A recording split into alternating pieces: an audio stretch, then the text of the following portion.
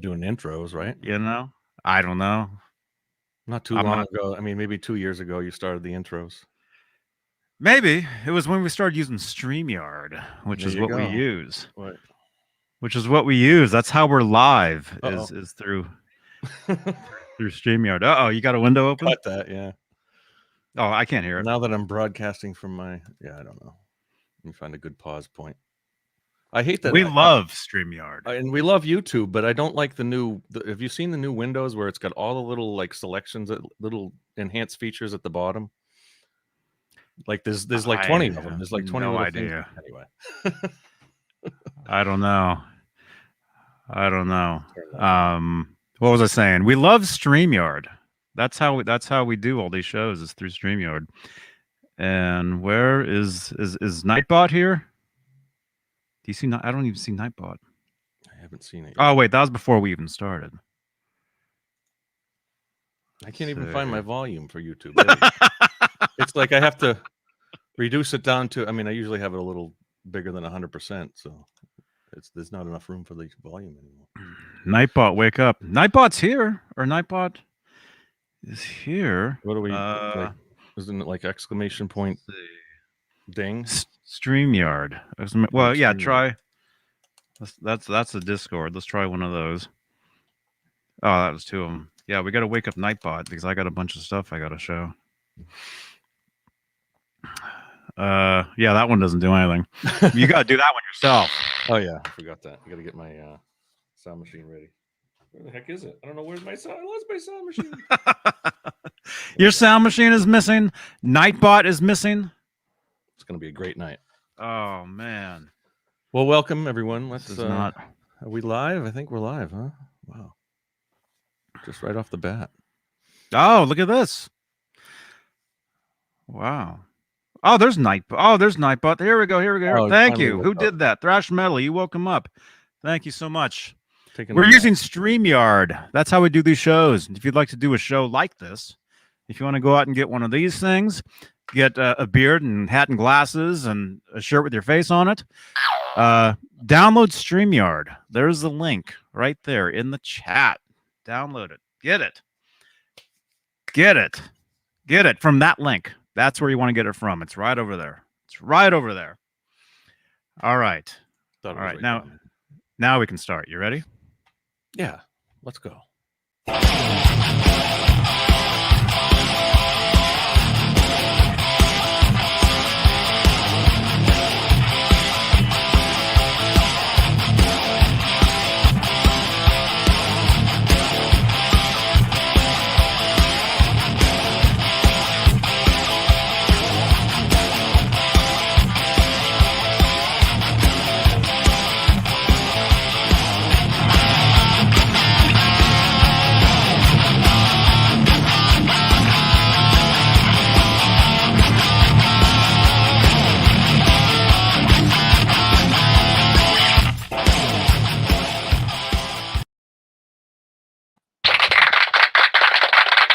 It's like magic. Thank you. Hey, Paul. Hey, hi. Man. Nice shirt, man. You like that? Look at that. Look at that. Awesome. A little Eddie Love. Lots of Eddie Love. Would you just call me fat? Who? Not me. Oh, no, I didn't mean it in that way. I just mean lots of love towards Edward. I would never. I was just fucking with you. I'm not one to talk, man. I was just fucking with you. Right off the bat, huh? Yeah. Oh, yeah. It's Easter Sunday. We're 4 minutes in. Hey, everybody. Did you guys do anything for 4 minutes, or did I miss anything good? We did a cold open. Oh, okay. And then Saturday Night Live. And then we're here. And then this is where the announcements happen. All right, go ahead. Welcome, everybody. This is John Beal's Straturday Night with your host, John Beal. Welcome, everyone. The best looking of the bunch. You know it. Look at this guy. Yeah, can't even make it, can you? That's why I cover it. It's going to be the Michael and Paul. I was just going to say the brilliance of Cobra Kai Platoon is if you're wearing a button-down shirt, The captain and I get all the love. That's perfect. Yeah. By the way, you can probably tell by my Flintstone beard, I have done absolutely nothing today in the way of personal hygiene. It's a Saturday. It's a long weekend. My friend Laura the lesbian woke me up at 10 o'clock. I get this phone call and she's like, "Hey, you up?" And I'm like, "Yeah, I'm awake." And she goes, "We're at this dive bar, which is like a mile from my house." She goes, me and Scott and his girlfriend are at this dive bar. Do you want to come get breakfast?" I'm like, "Yeah, sure." So we're at this dive bar I'm there at 10:40. I just throw some fucking clothes on, get on the motorcycle, head out to the bar, and we're drinking beers and having breakfast. And after, 2 beers, you don't want to drink any more than that when you're on a motorcycle. So after 2 beers, I was like, okay, I'm done with this. I'm done with all my productivity for the day. Went home and just morning drinking. Out. Oh yeah, do that. I used to do tailgating in college, and that was ruined for the rest of the day after that. Well, not just that. Also, I have an announcement to make. It was 87 degrees in my house at 6 o'clock tonight. So on April 3rd, on Holy Saturday, the air conditioning went on in Phoenix, Arizona. Because it's going to be 100 degrees tomorrow. Man, yeah, it's going to be rough tomorrow. Jesus has risen on the hottest day of the year. So. Yes, well, happy Easter to all you guys, everyone out there. Oh, Fruitcake Tony was mentioned. Did we have trolls earlier? Did I miss that? I think we all missed it. I don't know. Shit, I like the trolls. They're fun. Yeah, hey, trolls, welcome. By the way, what is this? We're live, apparently, and we're live on YouTube, where we have non-trolls. Oh, man, where's the card? All these people. Is it not? Oh, there it is. Yeah, like Charles Green, Wayno, Joe Christian, Michael B., Thomas Santiago, Music Therapy Laz, Bent Tom, The Chad, James Gum, Michael Smith, Stephen Franklin, Dead Halen, John Moronic, Jim Roy Hawkins, Mike Neese, and Steve Carmichael. Steve Carmichael. Those are the executive producers. All right, Fruitcake Tony is clarifying. I guess Fruitcake Tony had a stream or something like that earlier and had trolls. So Fruitcake, Fruitcake. Yeah, that's an accomplishment. That's a sign of. You've made it. Yep, that's a sign of Tony. Yeah, Rick Dees once said, "If they ain't bitching, they ain't listening." Rick Dees. Oh my God. 37 degrees in Ashland, huh, Wayno? Well, I got to be honest with you. I almost jumped in the pool this evening. So the struggle is real. Yeah. Man. Yeah. We'll look forward to that. We'll fix that right away. It's nice here. Yeah. It's nice here. It's goodbye. It's in the 60s. It's been 60 degrees, 60 something. And what else? We're live on Facebook, where we have Facebook stars, Johnny Bean TV Facebook page.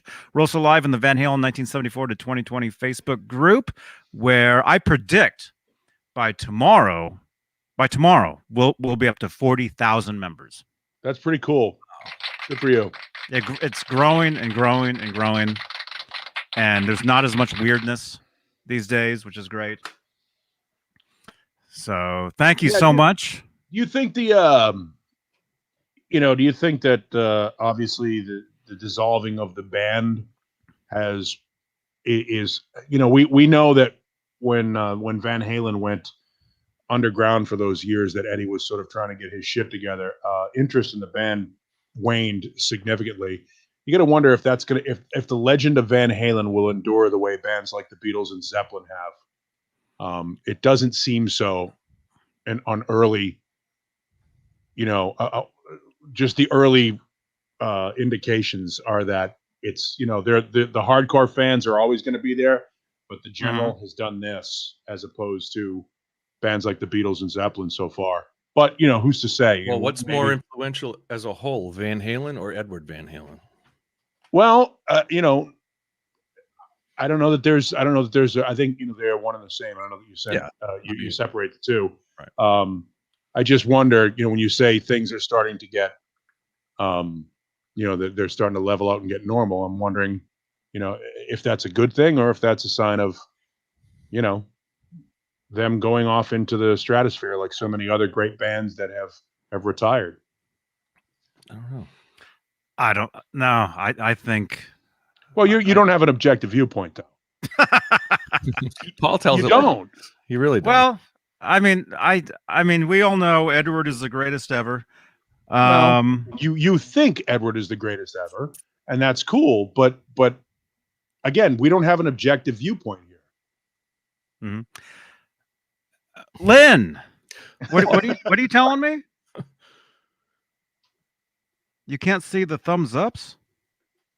I'm seeing 33. Is anybody else watching this on mobile? Lynn is saying that she can't see the thumbs up button. Rico B says, "You speak the truth, Paul." No, I'm not. It's not like I'm trying to be contradictory or anything like that. It's a legitimate question. Look, Deep Purple. Deep Purple fades out. They come back and forth every once in a while. They'll release a. Not even close to Van Halen. Well, Deep Purple. No, it is close to Van Halen. It is though. No, I wouldn't say they're meh. I love Deep Purple. But David Crosby, get in here. What do you think about Deep Purple? No. I think that there are just great bands like that: Deep Purple, Black Sabbath, The Who, bands that go into these periods of hibernation and don't release anything, and it becomes no longer top of mind. Whereas bands like Zeppelin and the Beatles are always top of mind. They can stay relevant. But I think Van Halen has stayed relevant without a whole lot of material in the last 20 years. I think that the release of a box set and or archival series, not unlike what the Allman Brothers do and some of these other bands, the Stones do, where they release like live shows from different tours and stuff like that, would probably help. Kind of like this. Yeah, exactly. I mean, the Stones have been releasing every couple of years. They'll release and I'll play a live show. I'm not even a huge Stones fan. Yeah, they own their own live bootleg series. And let's face it, Jimmy Page has been working on that with Led Zeppelin too. Make no mistake about it. There will be a Led Zeppelin live archive series coming soon. They did that 20 years ago. No. I mean, he's going to do a new one. Yeah. There's going to be all the Earl's Court show. They'll release the whole show. Mm-hmm. Nebworth, they'll release the whole show. There are these legendary shows like There's one bootleg called The Destroyer that comes from Seattle and Cleveland and all these other sources. That's going to happen. The question is that something that, maybe the curator of the Van Halen archive will do to keep the band top of mind? Because when you say things, and again, when you say things are calming down, I don't know that that's necessarily a good thing. That to me feels like passion waning, and that's, sad. I think there's a big future for Van Halen releases, Van Halen relevance. I think it's going to keep going, and especially after what's happened in the last year, the dissolve, like you say, of Van Halen as a band, as a touring act, as all that, and the opening of the archive. Maybe Warner Brothers has stated that they've gone through it, and years ago they found a lot of that old material, and Wolf and Alex and the rest of the Van Halen camp will find some of those, and it's going to be at least a year before we see some of those. Maybe the US Festival, maybe higher quality stuff from the house videos like Largo and stuff like that. Mm-hmm. Or stuff that we don't even know about, and that's out there too. I mean, there's all kinds of stuff that we've probably never heard of. Thank you, Fernando. Especially, I'm just going to say there are certain bands whose legend exceeds the reality of them. I mean, the Clash, the legend exceeds the reality. We hear about how great the Clash is and how great the Sex Pistols were, and they were not. They were inconsistent. Well, but because they've been gone for so long, and because they're so revered, and they're such a name drop band. Same thing happens with some of these grunge bands. Basically, Chris Cornell and Kurt Cobain are bigger legends now than they were when they were alive. So there's a potential for them to become even bigger. Hendrix is bigger now than he was when he was alive. You're talking about careers of about 5 years, or at least relevance of about 5 years, with Hendrix, Right. with the Clash, with the Sex Pistols. You know, they're. Mhm. I mean, the Sex Pistols had what, one album, one real album? Yeah, one real album. Yeah, that's it. Clash had maybe 2 albums that were top 40 Well, albums. One they had some I great don't know records. the history of the Clash, but Well, I mean, you've got Sandinista, London Calling, Combat Rock. Those were all big lots of records. singles, lots of great singles from the Clash. Yeah. Really. So, but it would be interesting to see, just from a keep an eye on it, because remember when Van Halen, when they put up their website and they had the Jape and the Vault and all that stuff that was up there on VanHalen.com, there wasn't a whole lot of interest. What were you talking about? The what on Van the Halen? Jape? The Jape. What was that? Yeah, The Jape. That's something that Eddie used to call effects. Yeah. When they would add effects to while they're recording or to the guitar, he's like put a little jape on it. Yeah. So there were these little sections on the Van Halen website, and the fact that you, as a fairly passionate Van Halen fan, don't know what it is speaks to what I'm saying. Right. No, that's all I'm trying to say. That's the point I'm trying to make is that even the people that love the band, I'll put it like The Simpsons. The Simpsons are still on TV. They've been on TV nonstop for almost 40 years. Right. And yet, when's the last time you watched The Simpsons? I watch the reruns. I don't watch the new stuff. That's the point. The point is that they you start to take these things for granted. And until a band puts out something new, and this is what's so brilliant about whomever the curator of the Beatles archive, and obviously Jimmy Page with the Zeppelin archive, and even to a lesser degree Deep Purple and the Stones and that, some of these bands go back into their glory days and release these archive things to try and, just to keep the wave flowing. Van Halen has never been known for doing that. Van Halen has never been known for being productive when they're unproductive. Unless they're working, they're not working. So it'll be interesting to see if that does anything.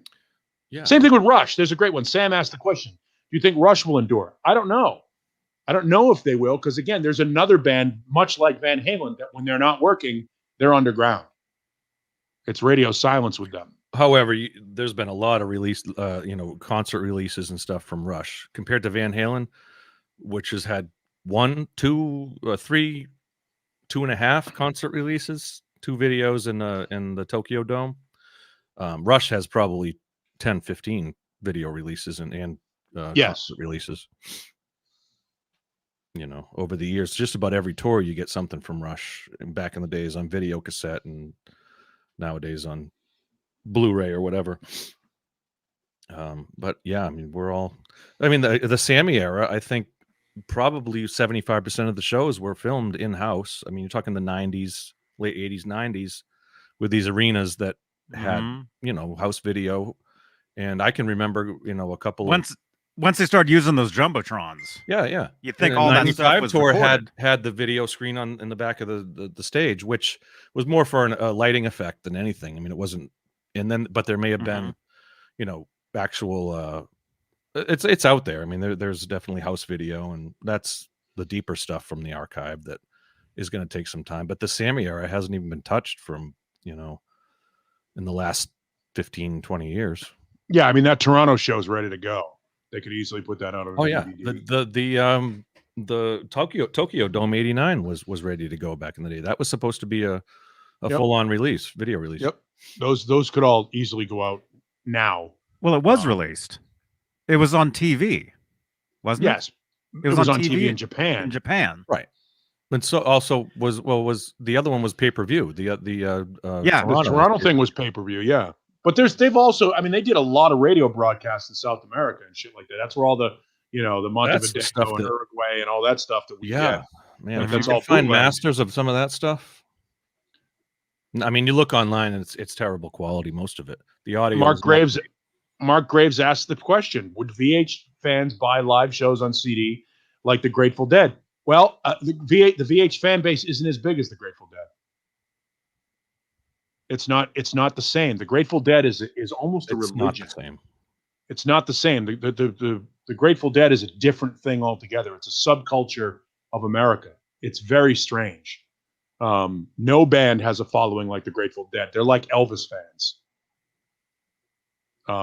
And, you know, right, wrong, or indifferent, that is the most loyal fan base I've ever seen for 50 plus years. I mean, generations of guys in dirty tie-dyed t-shirts with God's eyes hanging from the rearview mirror of their Volkswagen bus traveling around the world on their grandparents' trust fund to see the band.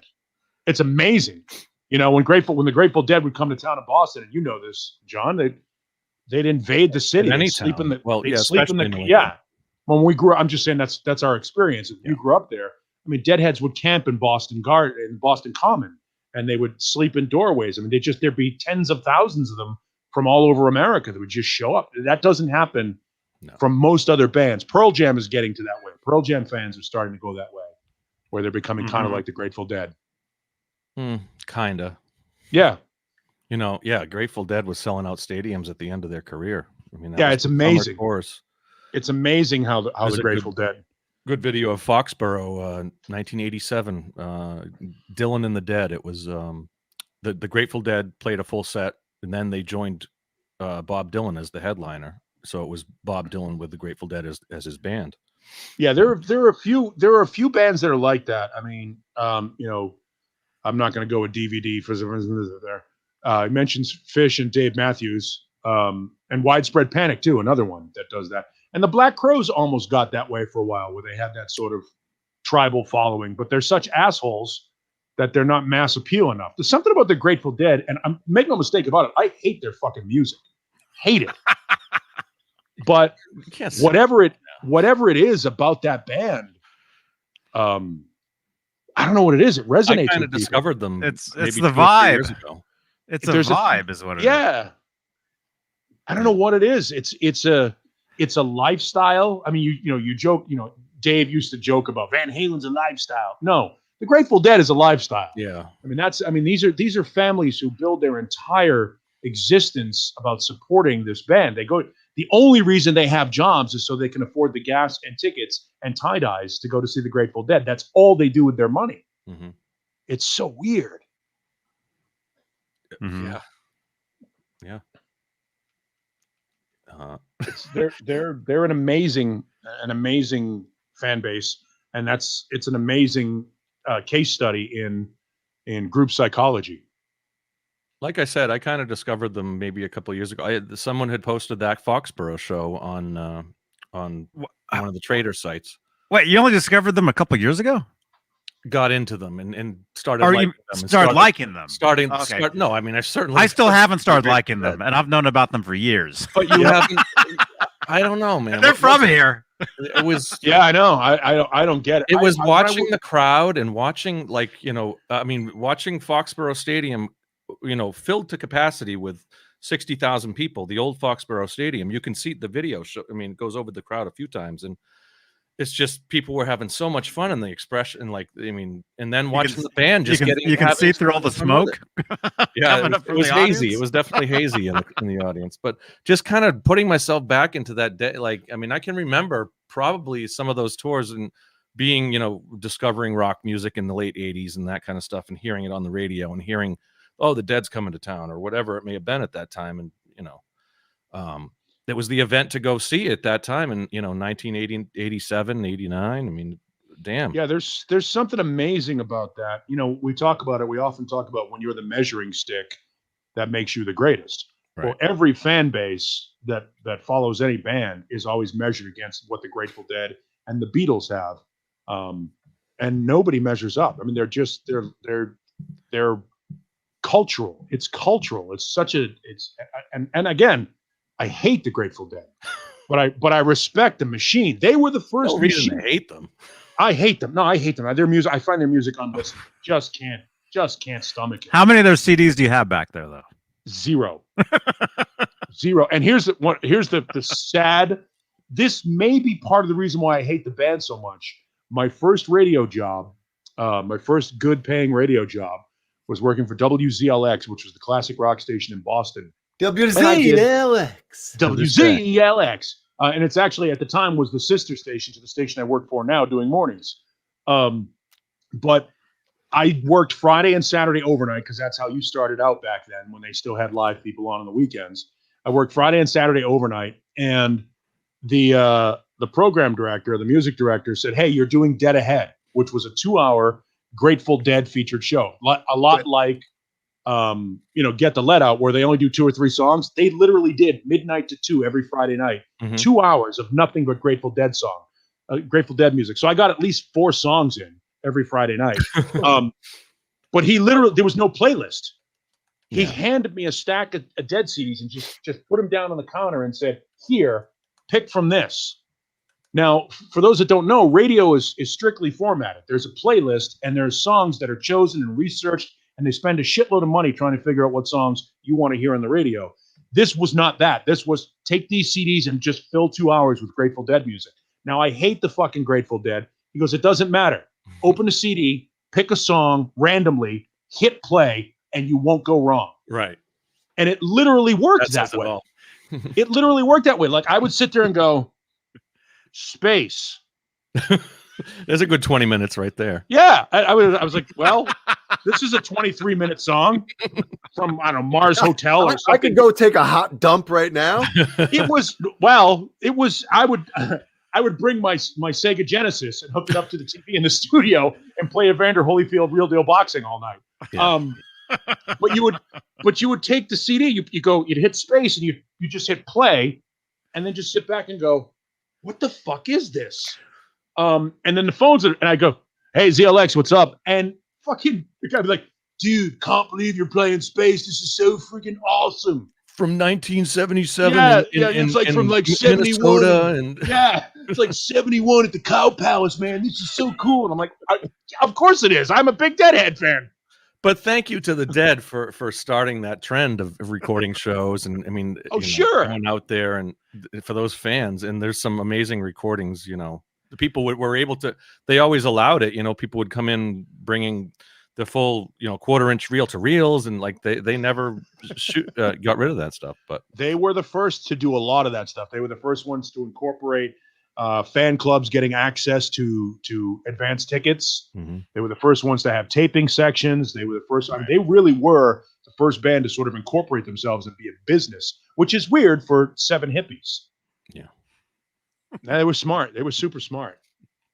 Yeah, I know where you're coming from, and I find some value in their catalog.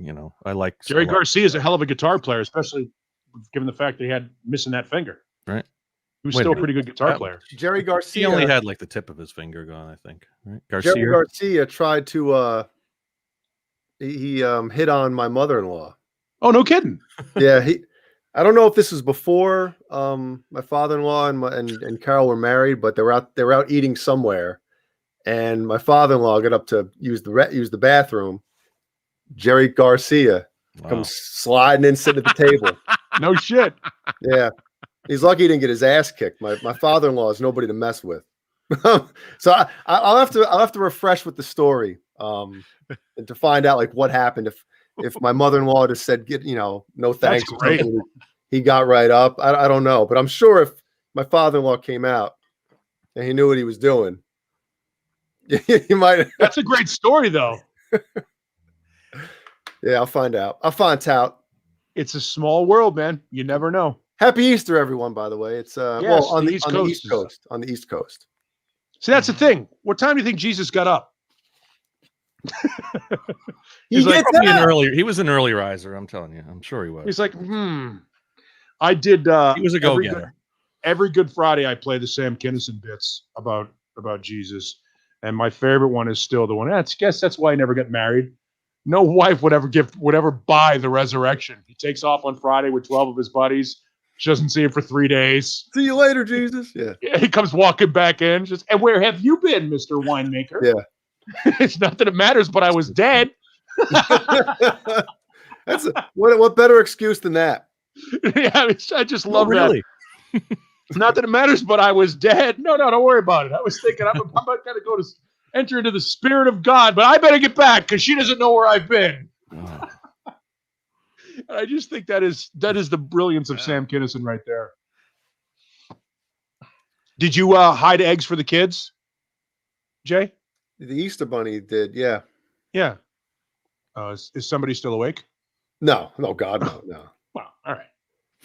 No, she's. I figured you guys would hide eggs too. The Easter Bunny does his thing. You don't know what he's going to do. He brings you those chocolate Easter. I always wondered why the Easter Bunny brings you chocolate Easter bunnies. Isn't that endorsing cannibalism? Oh man. And you know what? The Easter Bunny said that there was no Cadbury eggs this year. Couldn't find them. I always wondered why. In what world rabbits laid eggs, which begs the question: who fucks the rabbit? Oh my god! I love the scary, freaky Easter Bunny pictures. That's one of my favorite parts of Easter. Oh yeah, the kids that are I think that one's probably fake, but some of them are. That looks pretty good. The eyes are like, oh my god, the 19. Go ahead. You want to go to the ones back in like the 30s, right? And stuff like that one. Yeah, the one next to it. Oh my god, that one next to it. Yeah, just freakish. Starring Matt Gaetz as the Easter Bunny. Yikes! If you ever want to know if you have a cavity, go to the store and get a Cadbury egg, because you'll know if you have a cavity. It's like Peter North fills those things. Yeah, don't take the aluminum wrapper off and start. By the way, I want you to have that exact same thought tomorrow when Ellie bites into her Cadbury egg. That's why there's no Cadbury eggs this year. Yeah, because I could see you looking over at Jeannie and Jeannie going, "Don't even think it." And you'll just be like, ropes everywhere, ropes. No, the caramel ones aren't the same. David Shea Gamori. Yeah. The idea of Cadbury eggs is far better than the actual Cadbury egg. No, I used to love them, man. Oh my god! Once I cracked it open, they're filled with pure sugar. Oh yeah, yeah, it was bad. Peeps are pure sugar. Yeah, Peeps are shit though. Peeps are. I like Peeps. I don't know why. Do you do stale Peeps? Do you do the stale Peeps? Apparently, that's how you're supposed to do it. You're supposed to get the sleeve of Peeps, and you take a toothpick and you poke holes in Peeps. Yeah, because that's where they come in a sleeve. And you say it sounds funny when you say it like that. Sleeve of Peeps. Sleeve of Peeps. That sounds like a great name for a band, doesn't it? Tonight, playing with the Mason jar, sleeve of Peeps. But you're supposed to poke holes in them with a toothpick, and then just put them on the refrigerator for 2 weeks. They're supposed to be better stale. I don't eat them. Just slightly stale, a little bit so they're not just marshmallow, so it's like a little bit of the crunch. But I wouldn't go all the way 2 weeks stale. Have you ever seen the YouTube video of the guy trying to destroy a Peep? No. He rolls over them with like a steamroller. He hits it with a skateboard. Yeah, he's trying to get the Peep, trying to destroy the Peep, and it just always keeps going back to the. Wow. Thank you, Sherman, man. Happy Easter to you, man. Happy Easter. Yeah. Happy Easter, everyone. Happy Keister. Yeah, people love those. People love Peeps. I don't get it. Yeah. They love them so much they put them out in Halloween now. In the shape I like the yellow ones the best. Those are the originals. Yeah, the OG Peeps. Yeah. None of that. That's a great name for our hip hop band. Blue stuff. OG. Yeah, I don't get, and I don't even understand. Do the different colors have different flavors? Yeah. Oh, really? Yeah. Look at that. Yeah. Well, I don't need a lot of. They do? Yellow wouldn't be lemon. I don't. You can tell. No, it's not like it's not like real flavors. It's like if you compare a yellow one to like a blue one, but it tastes like yellow or it tastes like blue. They have slightly different flavors to them. This one tastes very blue to me, very yellow. Is that true? Yeah. I don't know. We should do. Johnny, we should check get. that out. God, I wish somebody had Peeps now. We could do a blind Peep taste test. Oh, man. I wish the Easter Bunny didn't bring the kids Peeps this year. Johnny, either. take a ride down the store more. See, yeah, your stores ask your wife to go with us so she can yell at you the whole time. Johnny's still a bachelor. I think, no, she's not here till tomorrow. Somebody text Dane Zimmerman, get him on Dress as Ace Frehley and do a blind taste Peep test. Blind Peep test. Live Peep test. Yeah.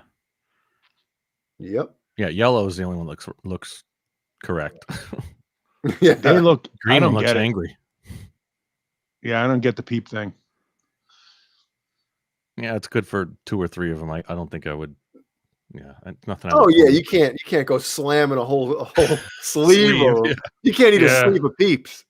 Oh man. Yeah, they're not like Fudge Towns or It's like or an entire tray of Hydrox. Yeah, right. So the hot pink one. See, that's my style right there. I like the color. I don't like the Peep. What's the Hostess? Is it the Snowball that comes in different colors every season or something? The Snowball that it's like I think so. The Yeah. coconut, right? the coconut one, yeah. Yeah. The marshmallow coconut. They have different colors and different flavors for each season or something. We call it a Sad Ace Peep Challenge. We need to treat stream some peeps. A sleeve of peeps. Sleevo Peeps. Wouldn't it be great if you had to Sleevo Peeps. you call Treat Stream or Uber Eats or whatever it is, and I need you to stop by a CVS. They're open. Stop by a CVS and grab one sleeve of every color Peeps and just randomly deliver them around. Just go in a different place, like have them show up at like toll booths. Or Snowballs. Is that what? Yeah, The Snowballs. Sleevo Peep Challenge. Sleeve of Peeps sounds like a great name for a band, Oh, an I wish I emo had band. some peeps now. You know what else that I like besides Peeps that are like everybody's like, you like those things? Circus peanuts. Oh, Well, they're the same thing. That Dude, orange right dude, there. I've That's the eaten circus so peanut many orange. circus peanuts on multiple occasions that I've gotten a headache. Like I've eaten so many of them, I get a headache. I'm like, oh my God. Am I getting diabetes like instantly? Oh my gosh. Diabetes You know what in else? 10 minutes. You know what's another one that Peeps. another candy that people seem to like that I think are weird? Bullseyes. Are those things? They're like caramel drops. They're caramel with the white center in them. Yeah. Oh yeah. I like those. What are is good. that? Yeah, I tried them too. I'm like, It's like yeah. eating a spare tire. I thought you were talking about that candy that comes on the paper that you like. The Oh, no, little those are dots. Dots? Yeah, it's a clear Yeah, red. dots are dots. awesome. Dots are No, awesome, they're not. except No, when they're you get not. No, they're paper not. stuck. There's Except when nothing you get- awesome about it. It's just it's Dots no, are sugar. awesome, man. There's no flavors. Candy necklace is better than the dots. I agree. Yeah. Pixie sticks. Yeah. Candy Oh my necklace. God. I've Lickamaid. Fun Dip. Yeah, it's with the liquor stick. Yeah. Yeah. Oh, those were the Fun Dip. best. Yep. I used to snort Fun Dip for party trick. Oh my gosh. Somebody should have I'm said not this lying. in the chat this morning, and so we could have gone and got some and had them. Oh man. Yes. Yeah. Well, Oh. If we did any prep for this show, but yes. this Our, is our, what you our, get, folks. our DMs on Facebook, it's 24/7 with everybody, but But we don't think. We're not thinkers. Yeah, circus peanuts or candy corn. I love candy corn. Oh man. yeah, Those I are the do same, too. made from the same thing. Circus peanuts and candy corn. Is that the same? No, candy corn and the candy pumpkins. Oh no. Oh my God, yeah. No, nothing. Yep. But Mhm. to each his own. That's all right. Yeah, these are awesome, John Biel. Dots. No, dots are great as long as you don't get the little piece of paper that's stuck to You the back. always get a piece of paper. Yeah, because then you're like, Yes. And then you choke on it. You're like, And I don't think those are different. I mean, are they different flavors? I don't think those are even different flavors. It's just a piece of sugar. I don't know. it's a way to get little kids to feel like they're doing Yes. acid like their big brother. Well, that's probably that'd be Candy interesting to know the cigarette. history of those. Yeah, that's It's probably where it microdot. comes from. It's microdot acid out of sugar. Oh man. and the candy cigarettes. Oh yeah. Oh yeah. The two kinds. There were the ones that were just the hard sugar, that you bit and chewed. Oh, And there was the gum ones with the powdered sugar With and the Actually, paper. that you blew Yeah. the- Yep. Yeah. I could blow the smoke. I used to get those, man. Yeah. Oh, little And- Timmy looks like he's smoking a cigarette. oh, and then you chew the gum. Oh, those are awesome. I want some of those now. Yeah, me too. Dang it. Oh man. Those were Taking me back. those were the second worst marketing idea in the history of candied Get them hooked young. treats, next to AIDS diet pills. That was the worst idea in marketing in history. Was the AIDS diet plan? I'm not making that up. It's a thing. Really? Yes, Oh my God. they were these pills. They were like gum drops or candy drops that you ate, chocolate drops that you ate. That were supposed to be an appetite suppressant, and they came out literally right at the same time. It was an awful. It was an awful, awful coincidence. Wow. Man. Yeah, worst. Kevin That Bethel and- says Jay will eat effing anything. No, I am the most finicky person. I'm the type of person like, Jay can't handle much. no, there's a lot of things like, what is it? Parsley, like little tiny things they add to food just to like extra Garnish. flavor or something. All that stuff I try to pick out as much as possible. Anything weird in my food, it's gone. I'm a meat and potatoes guy. I love burgers. And if I only ate peanut butter and chocolate during the day and, Oh, and a gross. cheeseburger at night, what is that? Candy corn and banana. Candy corn on the cob. Oh my God. It does look like candy corn and banana. Man, That's gross. What is that? looks like Candy I corn don't know. cob. Candy corn cobs. On a sushi tray. Oh, you can make There's the them. recipe. There you They're in go. The butter. recipe. That's You butter. need an entire stick of butter? What that? Oh man. I thought it was a banana. Gross. Do you ever bite into a stick of butter? Wait, is that butter in the middle, or is it? Yes. No. It It's could like it's John Yeah. Biel. Sugar and butter? It's like probably some. And mix. somebody in the chat has to know what mostly we're looking butter. at. Ugh. Oh yeah, maybe The maybe red Johnny's looks like right. blood. It looks like bloody, like I don't know, like bloody teeth or something. Imagine eating that and it coming out like that. Ugh. Well, it's, I always There said you go, corn. Jay. That's all. I used to refer to corn as the band that looks the same in the bowl as it did on the plate. say that again. Not a big The what? corn. The band Corn. I always Oh. used to refer to them on the air as the band that looks the same in the bowl as it did on the plate. Oh, I never mind. I thought you were talking about corn, real corn. No, I was talking about the band Corn. Oh. It was my Bandy-corn. my subtle corn sucks reference. Hey, those first two albums, man, especially the first one. Yeah, there's only so many times you can write a song about how your father bad touched you. I got a message somewhere. Where the hell is it from? Somebody has to make these. No, they don't. There you go. Halloween just- treats. Oh, look at this. There's all kinds of recipes. It's a thing. I'm just looking at them right now and feeling the diabetes growing in my body. No. You get the corn hole. That one's got the little corn cob holder. Look at this. Look. That's it's No. actual candy corn. Oh, there's so much wrong with that. What's with the orange? Like real corn doesn't That's have the orange chocolate on the starfish. bottom. Does like what's the orange from? Real corn never had orange on the bottom. That's the candy corn, whatever it is. Yeah, Candy corn sucks, by the way. I love Just it. say- I don't know. Do you It's really? not my thing. Yeah, I love candy corn. Does Colonel's have candy corn? Maybe around Halloween time they might. Wow. We gotta try that. There you go. Those are gross. Holiday treats, ladies and gentlemen. Holiday treats. We love them all. What would Jesus do? He'd reject those. Yeah. He'd send you to hell. He had the right idea. Water into wine. Yep. Jesus was an alcoholic. Well, I didn't say that. I mean, he just knows what's, how to have a party. That's all. Yeah. Well, that's the thing. I always, when people would always talk about, is heavy metal the music of the devil? Well, Slayer versus Striper. Which one would you rather listen to? Just saying. I posted. Did you guys see it? I happen to like Striper, but it's still a good joke. We got 100 people in here, John Biel. We didn't mention who's in the chat. Oh, that's probably a good idea. Why don't we do that? Say what in the chat. What's your favorite candy? Tell us your Oh, favorite man. candy in the chat. Excuse me. Let's see. We got Crazy Cook 678, David Shea Gomery, DVD Burns Werber, Edwin Crane, Garby J, Halen Fanatic, Hand 36 Solo, Island Winder, Jeff Davidson, Kevin Bethel, KXM Rock, Lenny Lou, and Mary, I presume. Majestic PB&J Cat. What are that? Oh, those are like the what are those? Like the different fruit candies? I don't know. It looked fun. I don't know. Orly. I was That's a gonna say, fun. That's a fun picture, Johnny. Oh my That's a God. Fun picture. That's what No, happens you when just- Jay starts peaking. You have to eat that on the way to the dentist. Oh, I always love that.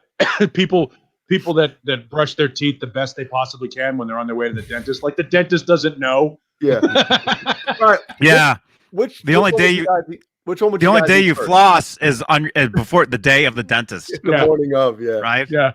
There was years where I could never see gaps in my teeth. Oh yeah.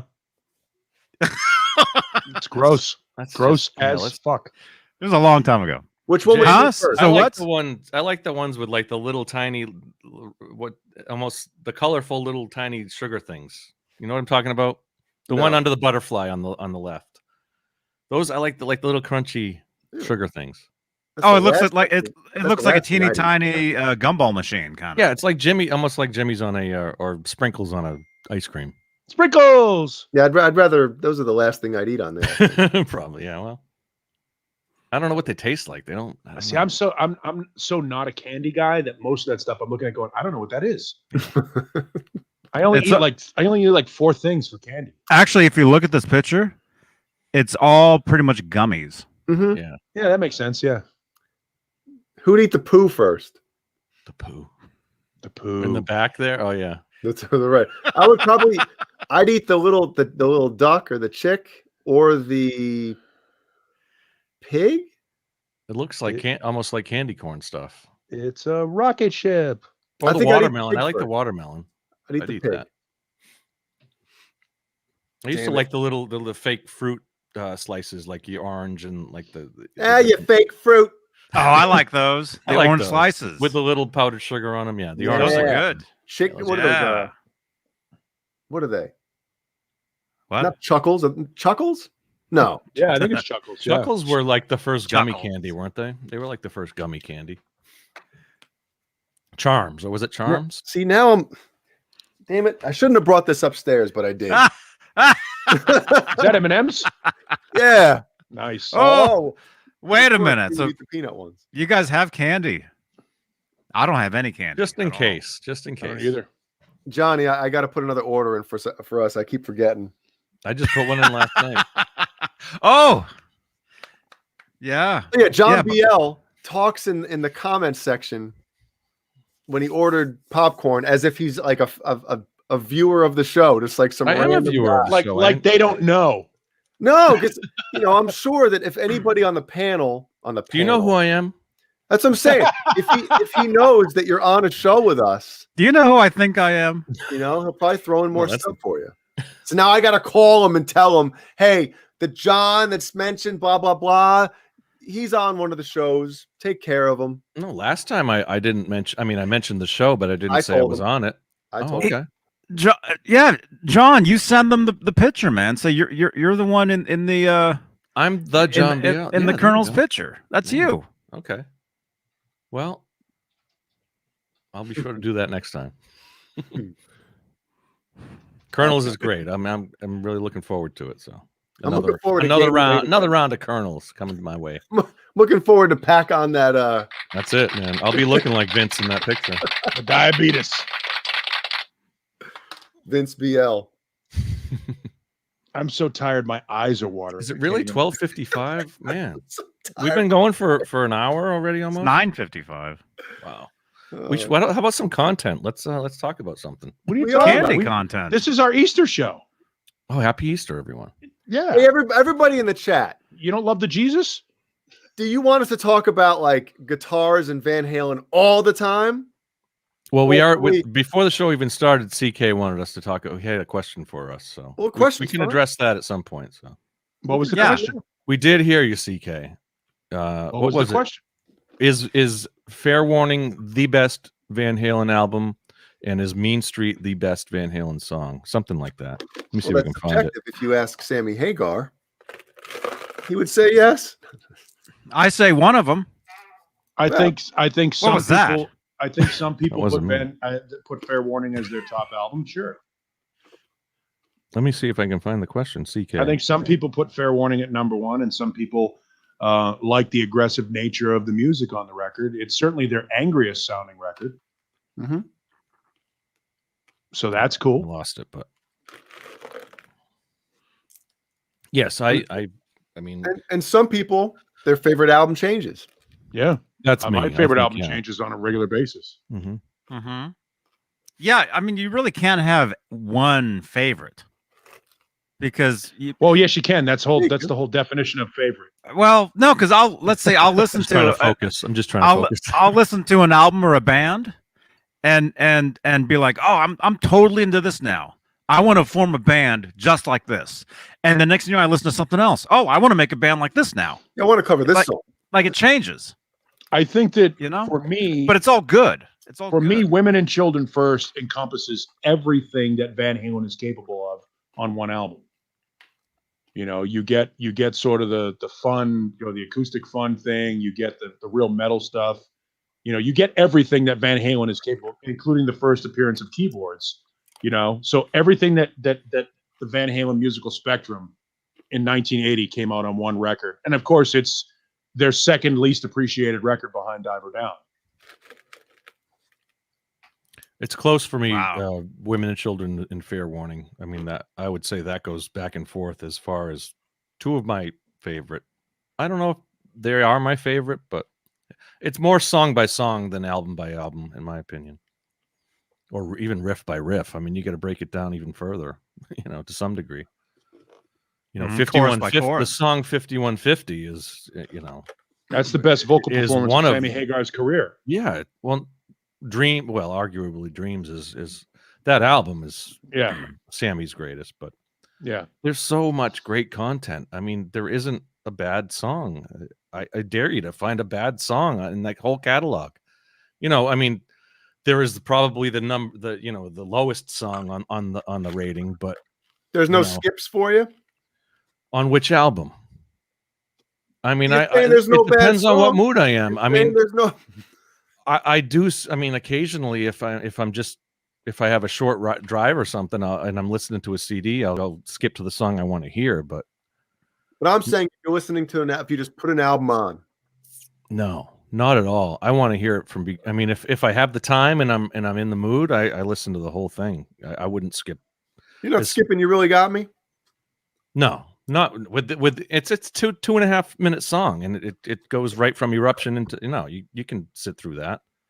I look at it like this: the Hagar era. Why Can't This Be Love all the time? Oh no, I hate that song. I love it. I love that song, man. I can listen to that on loop, especially 5150. Like even the Inside is a great song. And that's the throwaway track from that album, but. No, that one. Why Can't This Be Love? Feels So Good, and Can't Stop Loving You. I skip all those. Balance is where I start skipping tracks. But yeah, me too. Even though it's a great album, it's a great album. Yeah, yep. I can't believe it. I still love that album, but we go from talking about Candy to skipping tracks. This is unbelievable. Even OU812, every track I could sit through that. Oh, I thought you said every track you would skip. No, I could. Why put a record on that you would? Actually, I would put on any Grateful Dead record I put on. I just skip. I just throw it in the garbage. Put it on just to keep skipping. 12 tracks. Just skip through all. Hit the play button and stop. And the Grateful Dead albums are better listened to at high speed because it gets over faster, and it's funnier to listen to because it's the Chipmunks. Yep. The Hagar era. No, it's easier to pick a favorite for me. 5150, hands down, is my favorite Hagar era. Mm-hmm. But I love Fuck. I think the Fuck record is the best.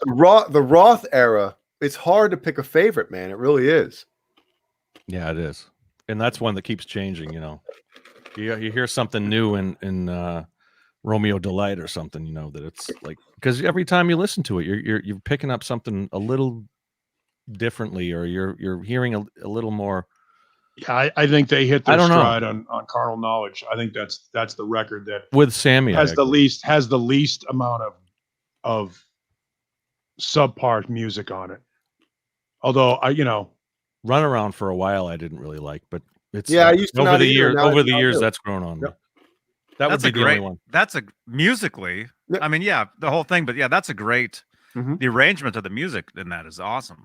I think that's their most mature record, Carnal Knowledge. The songwriting is top notch. Yeah, I think again, but it's also, as I was saying with Women and Children First, that encompasses everything that the Roth era Van Halen delivered. I think for Unlawful Carnal Knowledge encompasses everything that the Hagar era could offer in one record. If there was one record to me that says all of it, what one record completely spans what Van Halen with Roth sounds like. For me, it's Women and Children First, and then for Unlawful Carnal Knowledge, because you get everything. Ballads and fun and anger and angst, all of it in one record. I think 1984 is very different from Fair Warning or Women and Children. So I think they even evolved over those 2 or 3 years. Sure. Well past, I mean, Diver Down had a little bit of both. Secrets and, Full Bug or something like that. Those, Full Bug and that was like Guitars early Roth into late Roth, Little Guitars is a super underrated song. Where's Caleb? I mean, as good as a pop song as can be written. Mm-hmm. Yeah. CK, we hear you. Shut up. Wait, what? Roth era only. Skip, Hagar, and Sharon. Oh, come This on. This is only the third or fourth time you said it. We got it. We see it. Somebody had a good point about the Roth versus Sammy era. CK, how old are you? Yeah, that's a good question. If you're, pushing 60, I can understand. No, I think that there are people just like the people that like Metallica, Cliff back. There's some people that don't like anything post Cliff. It's more nostalgia than anything. Yeah, I think that there are just people that prefer a texture. There are people who like AC/DC Bond over Brian and don't like Brian Johnson stuff. Phil Collins versus Brian May. Yeah, Number of people. Number of people.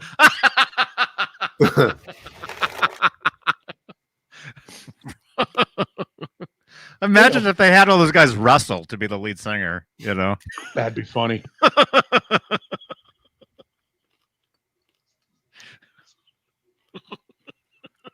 I mean, I think we're all moreover fans of Ed and the band, whichever incarnation it might be, and the singer is almost secondary to some degree. The hits were Ed wrote the hits, the music. Where's the song? I mean, Ed wrote the songs. Well, the singer at the time, but you know what? had There's a big something. deal. Yeah. To Well, do sure with they that did. as well. They had a big impact. And Dave, I mean, they were both The huge. vocal frontmen. melody, man. Yeah, don't give Eddie that credit because you've listened to Van Halen 3. Eddie was left without anyone to check him, and the songs were awful. In comparison to the rest of that catalog, Ed needed somebody like Yeah, Hagar. I can't. He needed somebody like Roth when he got full creative control with nobody to challenge him, because Gary, as great a guy as he is and as super a talent as he is, was not questioning Edward Van Halen. He was not going to say, "Hey, Eddie, don't do that." Right. You know what I mean? Oh God, no, yeah. Yeah. Well, So Gary didn't even write lyrics in Extreme. Nuno told him what to sing and the melodies and the lyrics. So there's a lot. I mean, the point of that being that Wait, who there's did? no challenge. Now, Nuno. Gary wrote some lyrics in Extreme. there you go. That Maybe guy. he wrote lyrics, but Yeah. No, Gary writes lyrics, but he was nothing next to Johnny Beane. with him and Nuno, they're equal partners. You know what I mean? Like the band existed, Extreme existed before Nuno. That band was around before Nuno. They were called The Dream, and they were fairly popular and doing well. Nuno was the missing piece that created the chemistry. That's the point that I'm trying to make. When you've got somebody that's an alpha male like Roth and somebody that's an alpha male like Hagar that's going to push back on Eddie, you don't have that with Gary Sharon. Gary Sharon was an employee. uh-oh. Yeah, I agree. Wow. Cobra Kai, man. Here we go. I don't. This is awesome.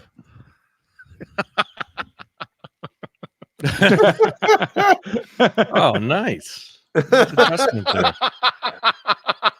Me and Paul. What does it say? What's the tag say? I don't feel tardy.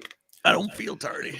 Beautiful. Tardy. Is that Mike's? Is that Mike? Or they all wear those vests or those sports jackets for what? Hot for Teacher. Oh, Kind of like the. we got to make that. That's cool. We got to have that shirt. Look at that. The fake tuxedo shirt, only it's an orange, the orange tuxedo. The jacket from the Hot for Teacher video. We all look like the game show host. Cobra Kai, thank you so much, man, for everything, dude. That's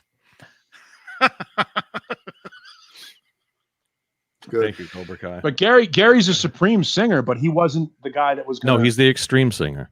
yes, but he wasn't going to be the guy that's gonna push back and say, "Don't do that, Ed. Let's arrange it this way." Oh, of course not. Yeah, he was a hired gun. He was, and there's very little denying that. What if a lot of that was Gary's input? It wasn't. They had chemistry. I from all accounts, Ed and Gary got along very well, and they had some chemistry in writing and all that stuff. And I think Gary probably inspired Ed quite a bit. I think if somebody had gone back and forth, Ed and Gary. I think if somebody had gone in and arranged those records and put a leash on Eddie at the time, he was unrestrained on the record. And I think that that's what happens. Sometimes when you leave somebody, the idea that you're a one-man band, somebody like a Trent Reznor, can often lead to bloated, self-indulgent music. And I think that the Van Halen 3 record was bloated and self-indulgent. It had moments. There were moments, but some of those songs, as we've talked about before, Year to the Day goes on 3 minutes too long. If they'd have cut that record and edited that song a little bit better, it might have been one of the best songs Van Halen had ever done. Fire in the Hole is a pretty good song. Without You is a pretty good song. Without You goes on a little bit too long too. The whole We Can Work It Out part at the end is a little bloated, but if you cut that down to a single level and take that 6-minute song and make it 3.5, 4 minutes, who knows what it could have been? But that's the problem. The single was cut down. We never played the single. We all played the album version. But it still had that ending though. That ending was still in there. But the beginning was like it cut right to the front. And you get that whole feeling of that song. There was potential there, and I think that you needed a fourth or fifth voice in that room to say, "Hey, enough here. Let's do this. Let's try that." And Gary wasn't that guy. Sammy, again, to his credit, because he was an established artist, had the credibility to say, "Hey, I'm older than you, Eddie. I know what I've been around the block a little bit. I've got an idea. I know how to write a pop song." For as much as we want to shit on Sammy for some of his cheeseball lyrics, he knows how to write a pop song. I think 5150 was a true collaboration between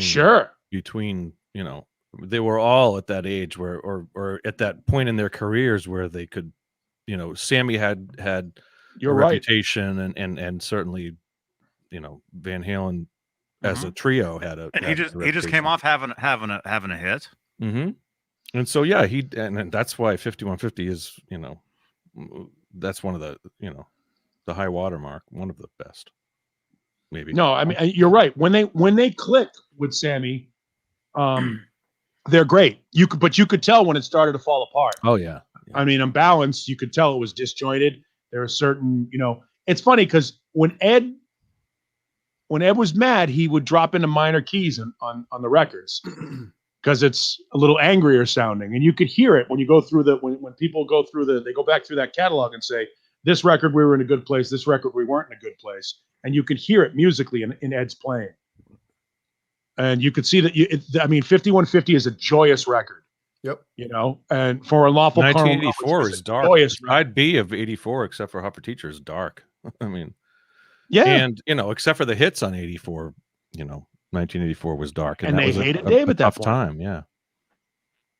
But such a great album. I mean, look what came of it. Fair warning, Ed was doing his own thing in the studio at that time, and there's something to be said. Stories are out there with him and Don. What was it? Him and Don out in the studio.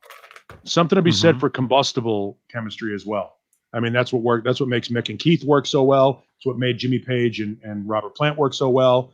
It's what makes Joe Perry and Steven Tyler work so well. Is that there's an anger there and there's a combustible energy that creates magic.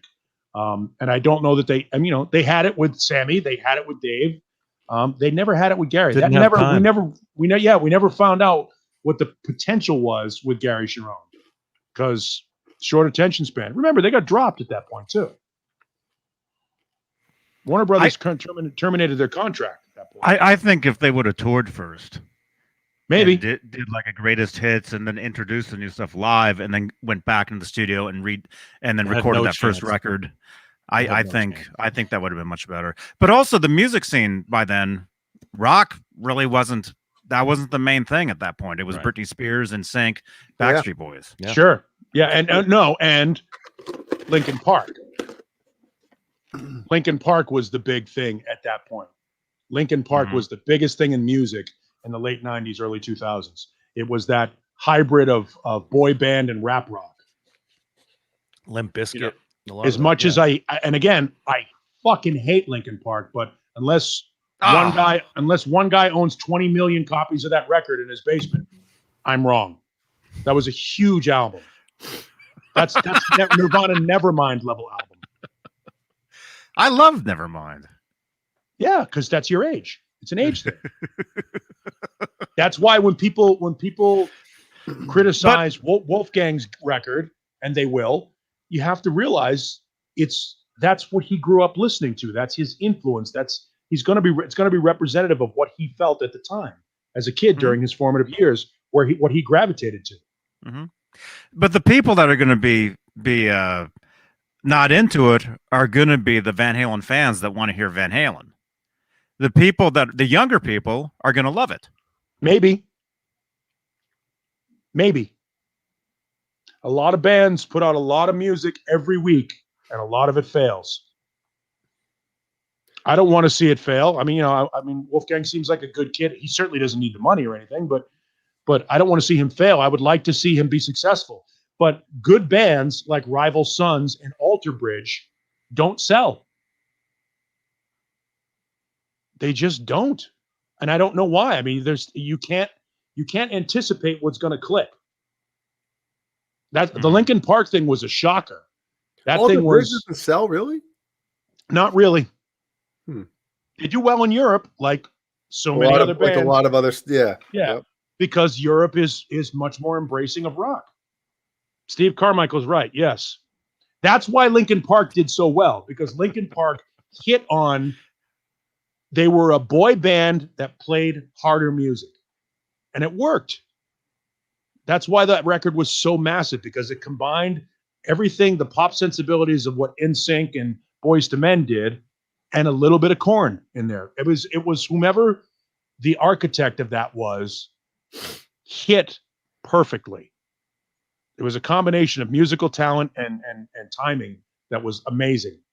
And yeah, Mo Bierman, Seven Dust, phenomenal band. Nobody cares. Yeah.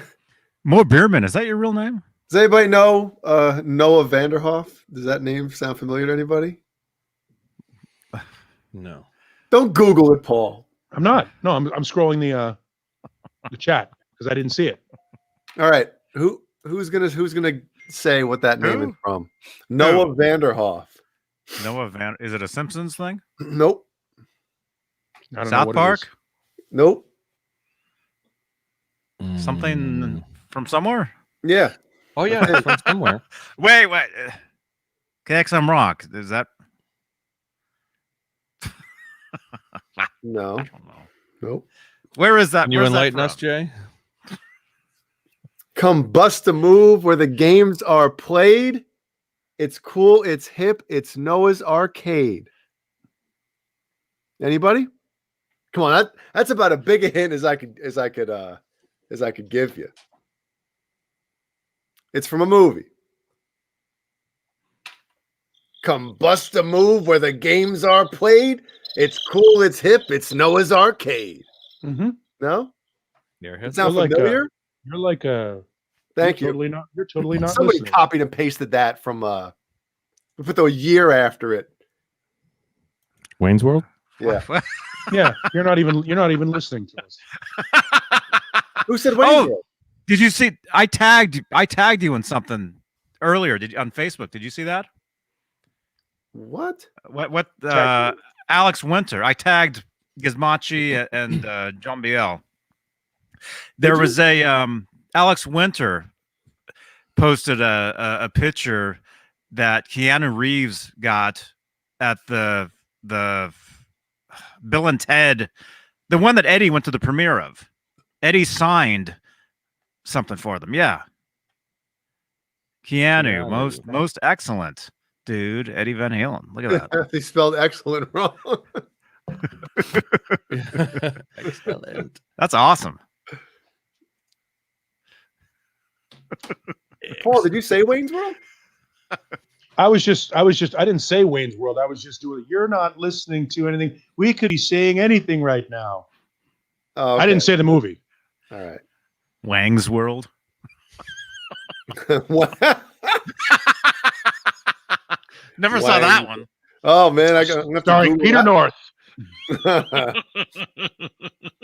I'm sure it's out there. Peter North as the helicopter.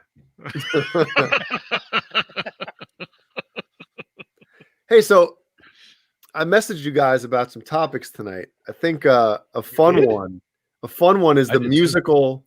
Yeah, you didn't get my message? I saw it. Hang on, and then John Biel puts in the Easter Bunny or something. Oh yeah. Anyway, so one of the topics I was thinking of was I see it. Musical pet peeves. Ooh. Yeah. Oh yeah. Something a band or like something. Sometimes it's like the hip thing in music that's certain people are doing, or the the new fad in music. Like tapping in the 80s. Can I give you mine? Sure. And that way we can kind of like get where we're going with this. Because I'm having a hard time holding these alligators down. No, I'm having a hard time explaining shit right now. Oh man, bang energy. Yeah, man. So mine is when a singer, it usually has to do with singers. The whole when they're saying, when they say the word "to," but it's "su." You know what I'm saying? No. That's and I want you to like sit like that. Well, that's more in top 40. It's Two. TSOO. It's TSOO. Two. Two. Are you talking about rock or like top 40 stuff or? Oh, there's some softer, manufactured rock that crap does that in. Like Steve Perry or someone. Yeah. No. No, sorry, I didn't mean to. That's more of a natural thing when they do things like that. But it's like the past, I'd say 15 years, like in emo music, they do that type of thing a lot.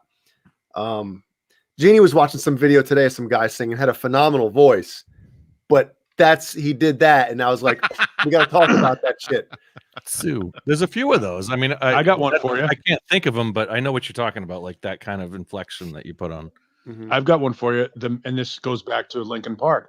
The male-female duet where the female singer is singing operatic style and the male has to do the hip hop. I hate that. Back and forth. Like Evanescence's Bring Me to Life. That's the first, that's what comes to mind. Okay. I hate that. Or or the remake of A Tout le Monde with Christina Scabbia and Dave Mustaine doing a duet. No. I don't get me wrong. I think she's a great singer and I think that's a great song. It didn't need to be done. And I think that duet, I think there's a lot of that too. that was you saying that was a pooette? A pooette, yes, a duet. Did you say Dave Mustaine did that? Yeah, Dave Mustaine and Christina Scabbia did a duet of A Tout le Monde. Did he rap over it or? No. Oh, but okay. it was a duet. I think it was different. It was okay. The song didn't need to be remade. It was a blatant attempt at cash grab to try and do something like the Evanescence song, something like bringing the male, female, and to possibly get some of the Evanescence fans. Sure, Evanescence. It was a cross pollination. They call that, right? Yeah, hated it. And I hated it. Still hate it. I also hate, and I love hip hop, good hip hop, and there isn't a lot of it out there anymore. Oh yeah. But I hate it when it's, for example, Public Enemy featuring 6 other fucking hip hop artists. Yes. You know what I mean? It's like Public Enemy with Wiz Khalifa, Lil Nas X, so-and-so. Like 19 different guys have to be on one hip hop record. Well, that's like any modern top 40 single. There's always like a with. Yeah, it's with somebody guest featuring. vocal, featuring. Yeah. I like that stuff. Of course you do. Yeah, too many. Somebody's saying auto-tune vocals. Yeah, when you can tell Michael Bubble, he his auto-tuned vocals. Michael Jackson featuring Edward Van Halen. Michael Bublé, I guess, is the real way, but Michael Bubble, I call him. His voice. He has one of those, and he's always played in a fucking supermarket. Why? Why is Michael Bubble always on in a supermarket? And Bubble. Because they sell bubbles. Man. And then there's that, who's that like pop guy that has the hat, He had a big hit a couple of years ago. It was one of those songs that was Jason Mraz. Yes. Oh, he's always in the suit. I was at the supermarket today. Featuring. How many features does he have? Here's one for you, Jay. Anybody in a pork pie hat. That's how you know. That's instant douche-tastic. That's like seeing a guy wearing Ed Hardy shirts. You just know, or with the razor blade tattoo. Ooh, I got a little sun today. Riding on the motorcycle. What is that called? This trucker tan? Not the farmer's tan. What is that? Yeah, biker tan. Biker tan, because the only thing that shows is your forearm. Look at that. It's like, I got a lot of sun today. I'm white. I am fucking white. Yeah. But yeah, anybody in a pork pie hat, with all due apologies to Marty Schwartz. Except for Les Claypool. Right. Yes, and Marty Schwartz. He's guested on a lot of those albums. So what's some of the greatest guest appearances on albums? You know. Oh, come on! You're gonna skip. We're still talking about. You want to talk about the worst appearances? No, we're talking about. We could change the subject on us. Come on, man. Okay. Johnny didn't talk about my show, isn't it? It's his show. No. So Tommy okay, we're talking about whatever John wants to talk about. Tommy Sargent, A Tout Le Monde with Christina Scabbia was not on Euthanasia. That's the point. The original A Tout Le Monde was on Euthanasia. Euthanasia. Oh, no. The original Tout Le Monde might have actually been on Cryptic Right. No, it was on Euthanasia. Mm-hmm. Was that the one? Was that the one right after Countdown? Which one? Yeah. Yes. Euthanasia was right after Countdown. Euthanasia was a very underrated Megadeth record. Train of Consequences. I always thought Countdown was like the end of that era. It is. Yeah. They were really trying to barely got write hits with yes. With Euthanasia. And he admits it too, him and Max Norman doing certain tempos that hit songs and all this stuff. They got the tambourine during the choruses, which when they remastered it or remixed it, they took out, but the mix isn't as good. So I hate that. That's another pet peeve of mine. Heavy metal bands that put tambourine or shaker you ready? during the chorus. How about the keyboard mix? The keyboard mix of Bringing On the Heartbreak. Oh yeah. I didn't know there were different versions of that, but yeah, now that I think of it. United Abominations, by the way, is the record that they re-released A Tout Le Monde on. Yeah, which is a record tambourine or shaker during a chorus in a heavy metal song. How about don't do it? How about all the remixing that they did to the ZZ Top catalog? That put all the reverb on the snare. Oh God, did they? Yeah, they're in the 80s. After Eliminator came out, they went back and remastered, kind of like in a Sharon Osbourne fucking the original rhythm section of the Blizzard of Oz band. They took all of those ZZ Top records and they put reverb or chorus on it to make them sound more like the Eliminator record. Is it the old Eliminator, like digital the older drums, ones? like Simmons and stuff? Yes. Yeah, Eliminator had Simmons. In fact, the original version of Legs didn't have any keyboards on it. It was just it was just the drums and it was a 3-piece like ZZ Top would be. And then they realized, put a keyboard and they put a synth thing, a pulsing synth beat underneath it as a laid, a bass coat. Their biggest selling album. Hey, Chris. Hey, now. Eliminator. Oh, hey, yeah. Whisper vocals, Mr. Hellstorm, Deftones. Fuck that. I always hate that. So sad. Oh, God. Yes, but they are whisper vocals are very cool when they're underneath another. That's going to be slowed down later with like a stereo detuned effect. Whisper vocals can be cool, not as the main thing, but tucked in there, kind of like you don't even hear the whisper; you just hear this eerie kind of like. Thing. I've used whisper vocals before in mixes and you know what I'm talking about. Oh yeah, I know what you're talking about. Yeah, you have to, and when you perform it, you have to be looking at. Yeah. Yep, cup the mic. Tommy Sargent says clap track. Can you name which Van Halen songs have clap tracks on them? Clap tracks? Dirty movies? Oh, well, that's it. Yeah, that's there's a couple of them. There's a couple. Applause. No, just a clap track. Deftones are not badass. The Deftones are overrated. Super overrated. Band. How many different conversations are going on right now? Sorry. I know, I'm all over the place. No, it's not. Oh, man. Clap tracks. I'm trying to think. I can't think of them offhand, but there's a couple of Van Halen tracks with clap tracks that I can think of. John keeps trying to change the. That's way aside from. All right. How about bands that reimagine their classic records? Twisted Sister. Why did they re-record "Stay Hungry"? Well, because they didn't own the master. Oh, so they couldn't remix it. Def Leppard. At the time, they didn't own the master. Didn't Def Leppard re-record a lot of their catalog? Yeah, and then they finally they did like live. Yeah, they released like a live recording. But when they like Kiss, Destroyer, whatever they call it, Reborn or whatever the hell it was, like there was something wrong with Destroyer originally. There's one thing to remaster or remix a record. It's another thing to completely re-record it.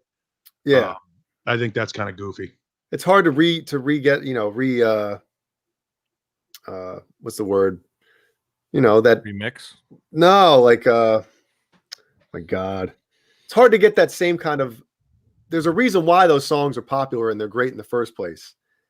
And when you change that, you don't have that same, it's hard, the magic. It's you play something twice, especially years later, guys get older, they have to tune the songs down. It's like, what are you doing? Just leave it alone. Right. Jeez. Yeah. You also one of the other, and I think we've got into this before. Jay suggested Vibe. Thank you. Most overrated guitar player. Oh yeah, everybody's gonna love me. But this, no matter what guitarist gets chosen by any of us, there's going to be a million arguments for it because we're talking about guitar players who are considered among the elite of all time. So we're going to get a lot of flack. I'm going to get a lot of flack. I know that. Well, who's yours? And we've already done mine. Wait till Johnny gets back. We already did mine. I think a week ago or 2 weeks ago. I brought it up and people were like lost their minds. Who was it again? Clapton. Oh, yeah, that's right. Oh, I mentioned a few last week too. B.B. King. Yep, Clapton. I think Clapton didn't even play his most famous solo. Well, he did he guessed it on the White Album with My Guitar and Weeps. But that's the funny thing about Harrison, it is Harrison wasn't. The funny thing about it is he did play an amazing solo on a Beatles track, right? But the song that he is so well known for is Duane Allman, so. But now that said, the live version of Wonderful Tonight from 24 Nights is tear-jerking. That's a phenomenal solo. I think he's earned his title, or he did back in the 60s at least. He earned his title. Clapton is God, that kind of thing. He had his day, but I kind of agree with you. I've never been a huge Clapton fan. But he's proven himself, in my opinion. I think he's definitely more than a lot of those guitar gods, quote-unquote gods. I mean, Jeff Beck is also super overrated. Oh, but I think he's underrated. No, he's overrated. Man, his music is great, and you think it's underrated because the stuff that he's not known for it. That's the thing. Jeff Beck is only known for being this legendary guitar player, but most people can't name a Jeff Beck song. That's what I'm saying. I think he's just unknown. He doesn't have but that's among the point. Guitar players, he's huge, but he's overrated because people go, "Oh, Jeff Beck is great." Really? How many Jeff Beck albums you own? But you go in and listen to the catalog, and so that would mean he's underrated then. Right. No, he's overrated because he's mentioned, but he's not really acknowledged. I think people just haven't done their underrated homework. Then people just haven't done their homework as far as Beck. You dive into that catalog, and you can find some unbelievable. He was certainly the riffs, first, at least. I think a lot like when you talk about Blackmore being one of the first guys to fuse classical music and hard rock, Jeff Beck was certainly the first jazz fusion hard rock guitar player. But I think most people who drop Jeff Beck's name as a great guitar player have no idea what Jeff Beck has done in his career. I agree. That's why I say he's overrated, because I don't think I think they say it because they've heard it, so they parrot it back. Right. It's a name drop. Yeah. But he has proven himself. I would say he's certainly CK says Gary Moore. I don't think Gary Moore was that overrated at any point. I mean, he's a respected guitarist, but I don't think he's. Thank you, Beane is underrated. Underrated. Thank you so much. I'm a huge Gary Moore fan. I don't think he's overrated. I don't think he's underrated. I just don't think he was on the radar long enough. He never had a mainstream moment. Gary Moore never really had a mainstream moment. Sure. Yeah. Same thing with Michael Schenker. Michael Schenker never really had a mainstream moment. I mean, On and On was the closest thing he had to a hit. Well, no, I take that back. The Macaulay Schenker group in the 80s, he had 2 hits with them. But Michael Schenker is a guy that is a name drop because he was in Scorpions. Great. Name the Scorpions albums he was in. Right.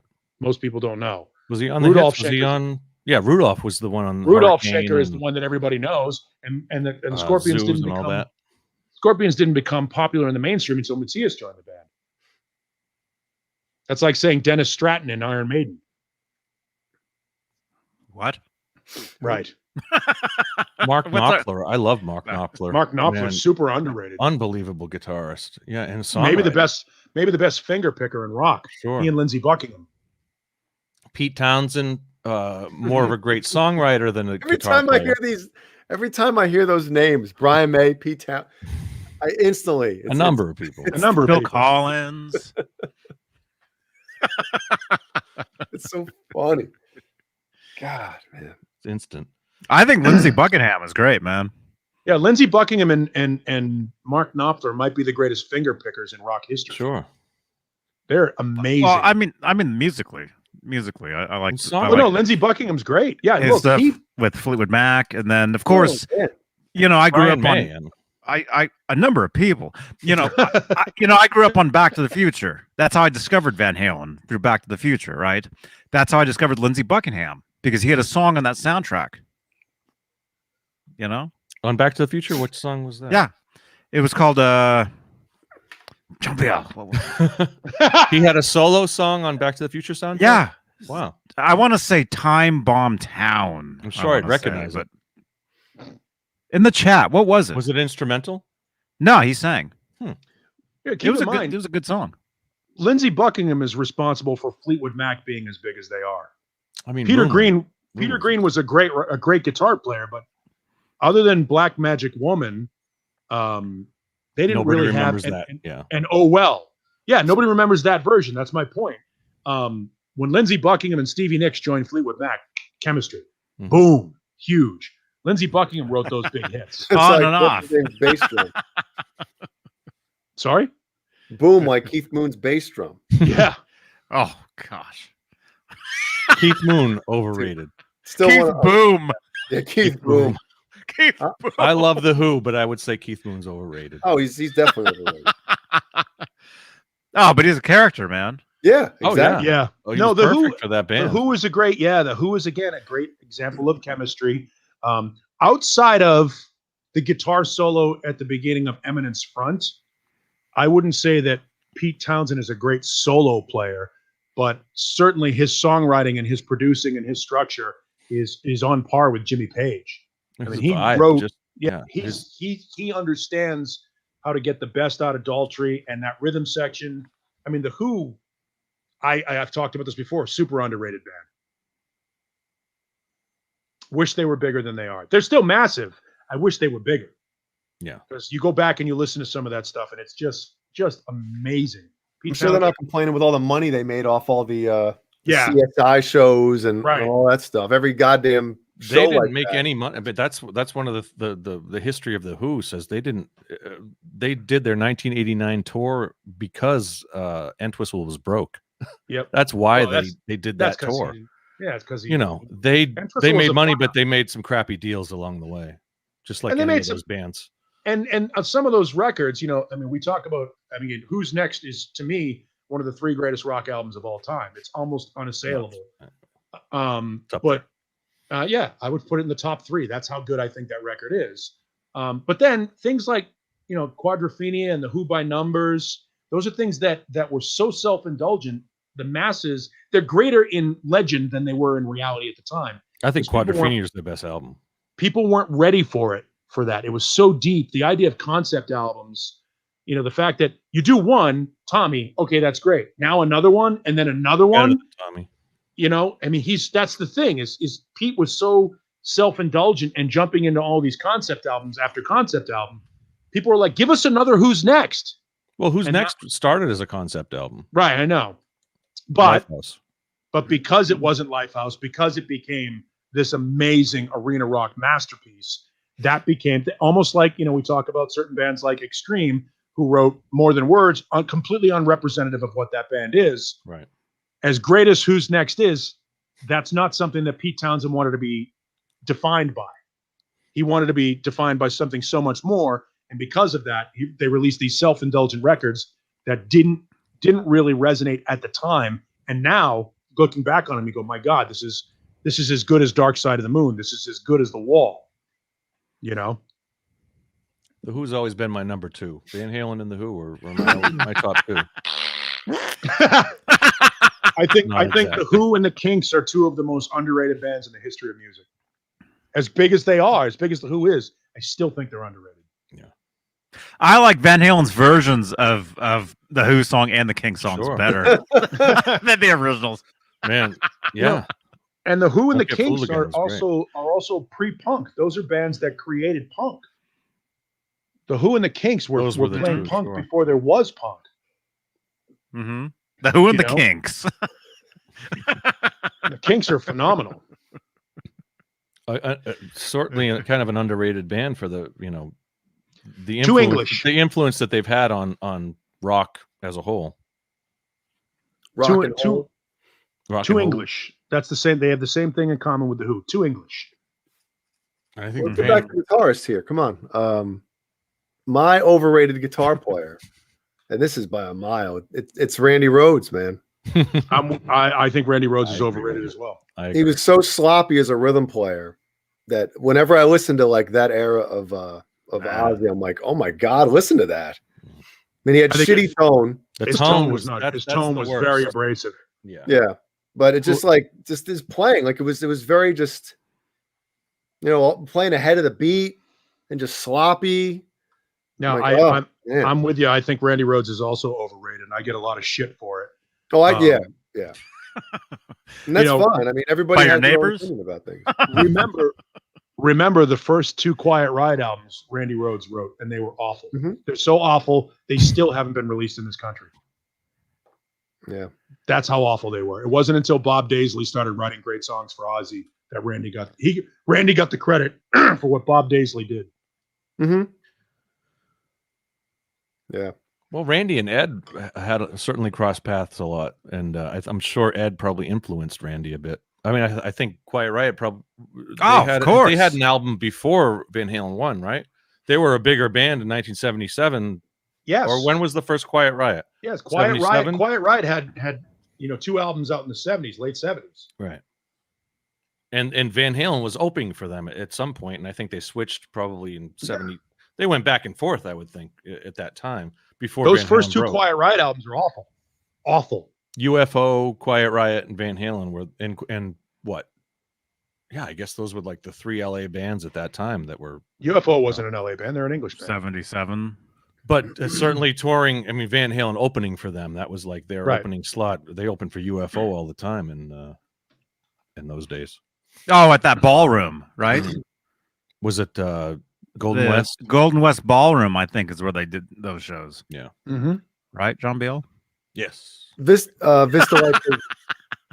Light says Randy Rhodes or Kirk Hammett. See, here's the thing with Kirk.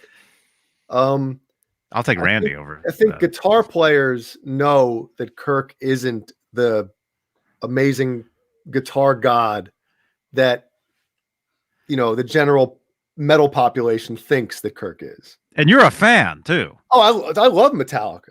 Jesus. But do you love Kurt as much as you love Metallica? No.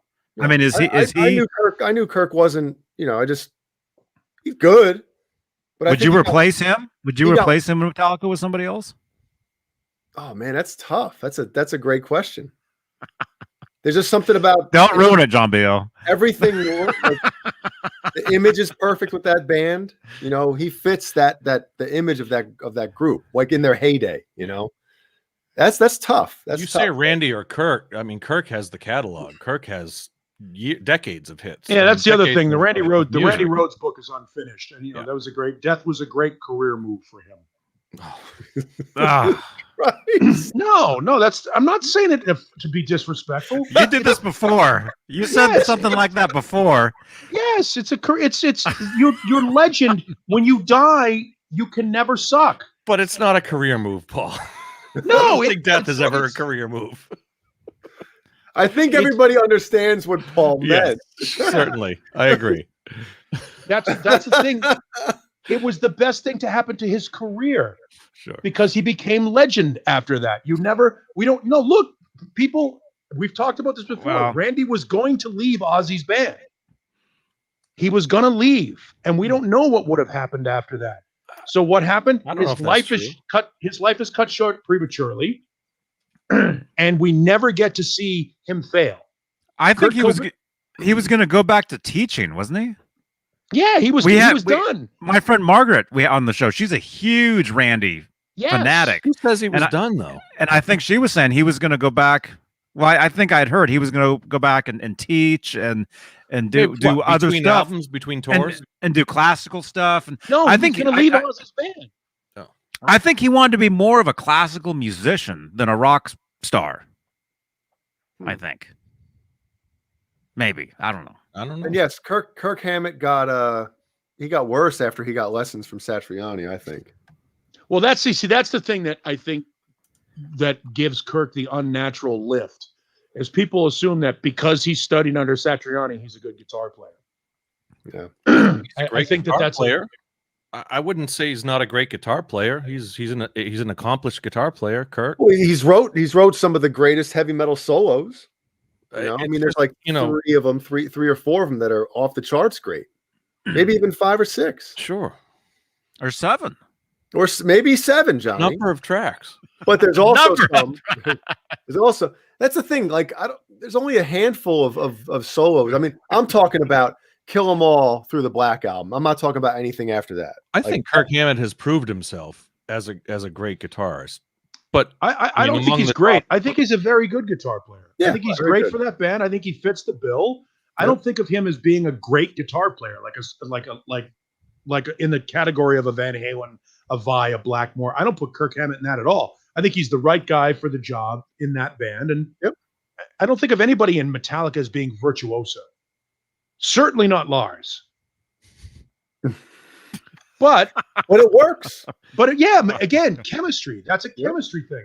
Metallica has been lucky because every bass player that's been in that band has been fucking outstanding. They've done a really good job chemistry. The personnel that have been in and out of Metallica have been very good. So you're saying they've had great bass players.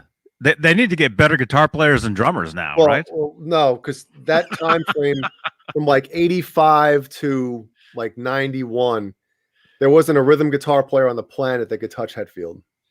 Yeah, and Mustaine is one of the great James in that era too. Oh yeah, Mustaine is obviously a better player than Kirk. Yes, but the weird thing is, like, everybody knows that Mustaine was in that band, but I can't see it. It's weird. We've seen videos of them on stage together, seen pictures, but for some reason, I can't picture like Dave in that band past the first during their career. It just something about it. I think we're lucky that Dave got kicked out of Metallica, because Megadeth is a great band too. Well, we were able to double dip. Yes, because Megadeth has put out some fantastic music, nowhere near as consistent as Metallica, but when they were in sync, when Megadeth was in sync, they were every bit as good. They just haven't been as good as long. Well, Paul, you're right, but a lot of people feel that Rust in Peace is the best thrash metal album over Master. It's in that category. It's in that discussion. Yeah, it definitely is. It definitely is. It's a masterpiece. It's a masterpiece of thrash metal. Yep. And that is something that I think that goes, because Megadeth has always been in the shadow. Look, the other 3 bands of the Big 4 are always going to be in the shadow of Metallica. Meanwhile, each of them have put out music that is every bit as good as Metallica has done. Metallica was just not as much, not as deep. I mean, the classics that, like, nobody's put out a song as good as one from any of those bands. I mean, obviously it's subjective, whatever. Yeah, no, but that's the point. The point is they've all touched greatness, but they haven't been. That you choose Metallica one has certainly been. Their top. Yeah, I think Master of Puppets. I think one is great, and I think Jay's onto something with that. But it's just interesting that you choose one as that because it was that era, 1988. Well, that was 88. One was 89. There Smells Like Teen Spirit.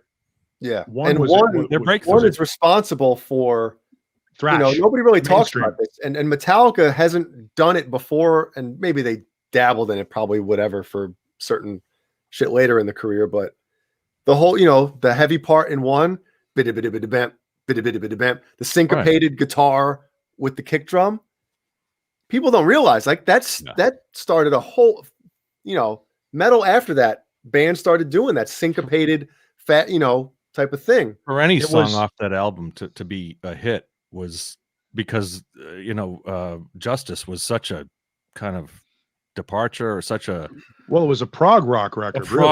Such a I don't know how to describe it, but it was such a they were showing off on that album. Crazy album for a dark and I don't know. It was the right album at the right time. Remember 1980s, and a lot like Back in Black. The band was in turmoil, and everybody thought, well, shit, they can't possibly be as good as they were on Master of Puppets. And then they were. Bass. Yeah, it would have been nice if they'd have put some bass in it. Yeah. But, that's the ball dropping for them again. I know they want to keep everything blah, blah, blah, but that's a mistake. When they did the 30th anniversary, they should have boosted it. Yeah. Just put a different mix in there. You don't have to remix the whole record. Like, Paul, you know this, when they did the Rock Band or Guitar Hero thing, right? They put a bunch of the Justice songs in the game with bass guitar.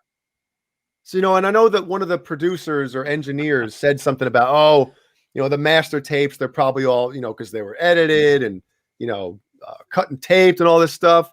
They're probably shredded. Well, they're not, because they had to get those, those files for the game. They have the isolated tracks for the full album, or for selected tracks? Sure they do. There's like 5 Justice songs in that game. Wow. So all I'm saying is, if you don't think that there are backup masters to that in Lars and James's house. Oh yeah.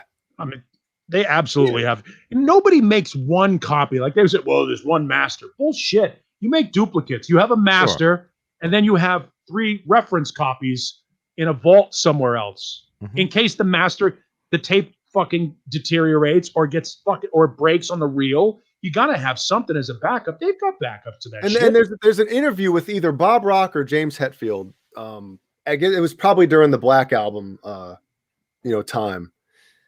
And when they're talking about bringing Bob Rock in, one of them, I forget who it was, says that they pulled up the Justice session on a console, and Bob Rock showed me about, it must have been Hetfield, talked about, listen to what mids in your guitar tone will do.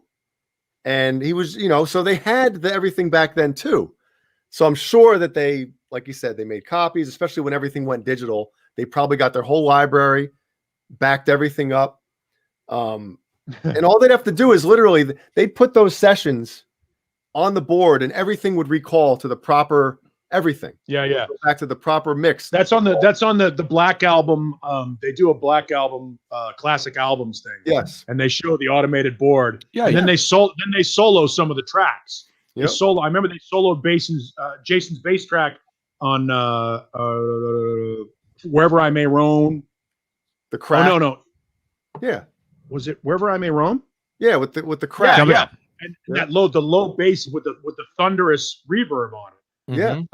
So that bass is available. I'm sure there's when they go to the Justice sessions, there's that there too. Yeah. So all Jason didn't play. Jason was a player. Yeah. All they'd have to do is literally high pass some of the low end of the rhythm guitars out, and that bass guitar would sneak right in there. That's all they'd have to do. They've uploaded it on YouTube. There's the bass. And he played the shit out of those tracks, man. Yeah. You can find it on YouTube with the bass cranked up. I'm sure Johnny has them all. Probably from those garage band tracks. I'll listen to them. I'll check them out. By the way, I'm also done. You know what they should have done, which I think would have been really cool? When they were doing the whole Justice, mega re-release, 30th anniversary release, you know, they put out like an APB to Metallica fans of like, what would you like to see in the big box package, right? I was thinking like, how cool would it be? All right, if you don't want to release the, you know, the remixed with bass guitar in there, why don't you do a special, like have like 100 of them available where you charge people $1,000 for it. I don't give a shit. I'd pay $1,000 for the Justice tape.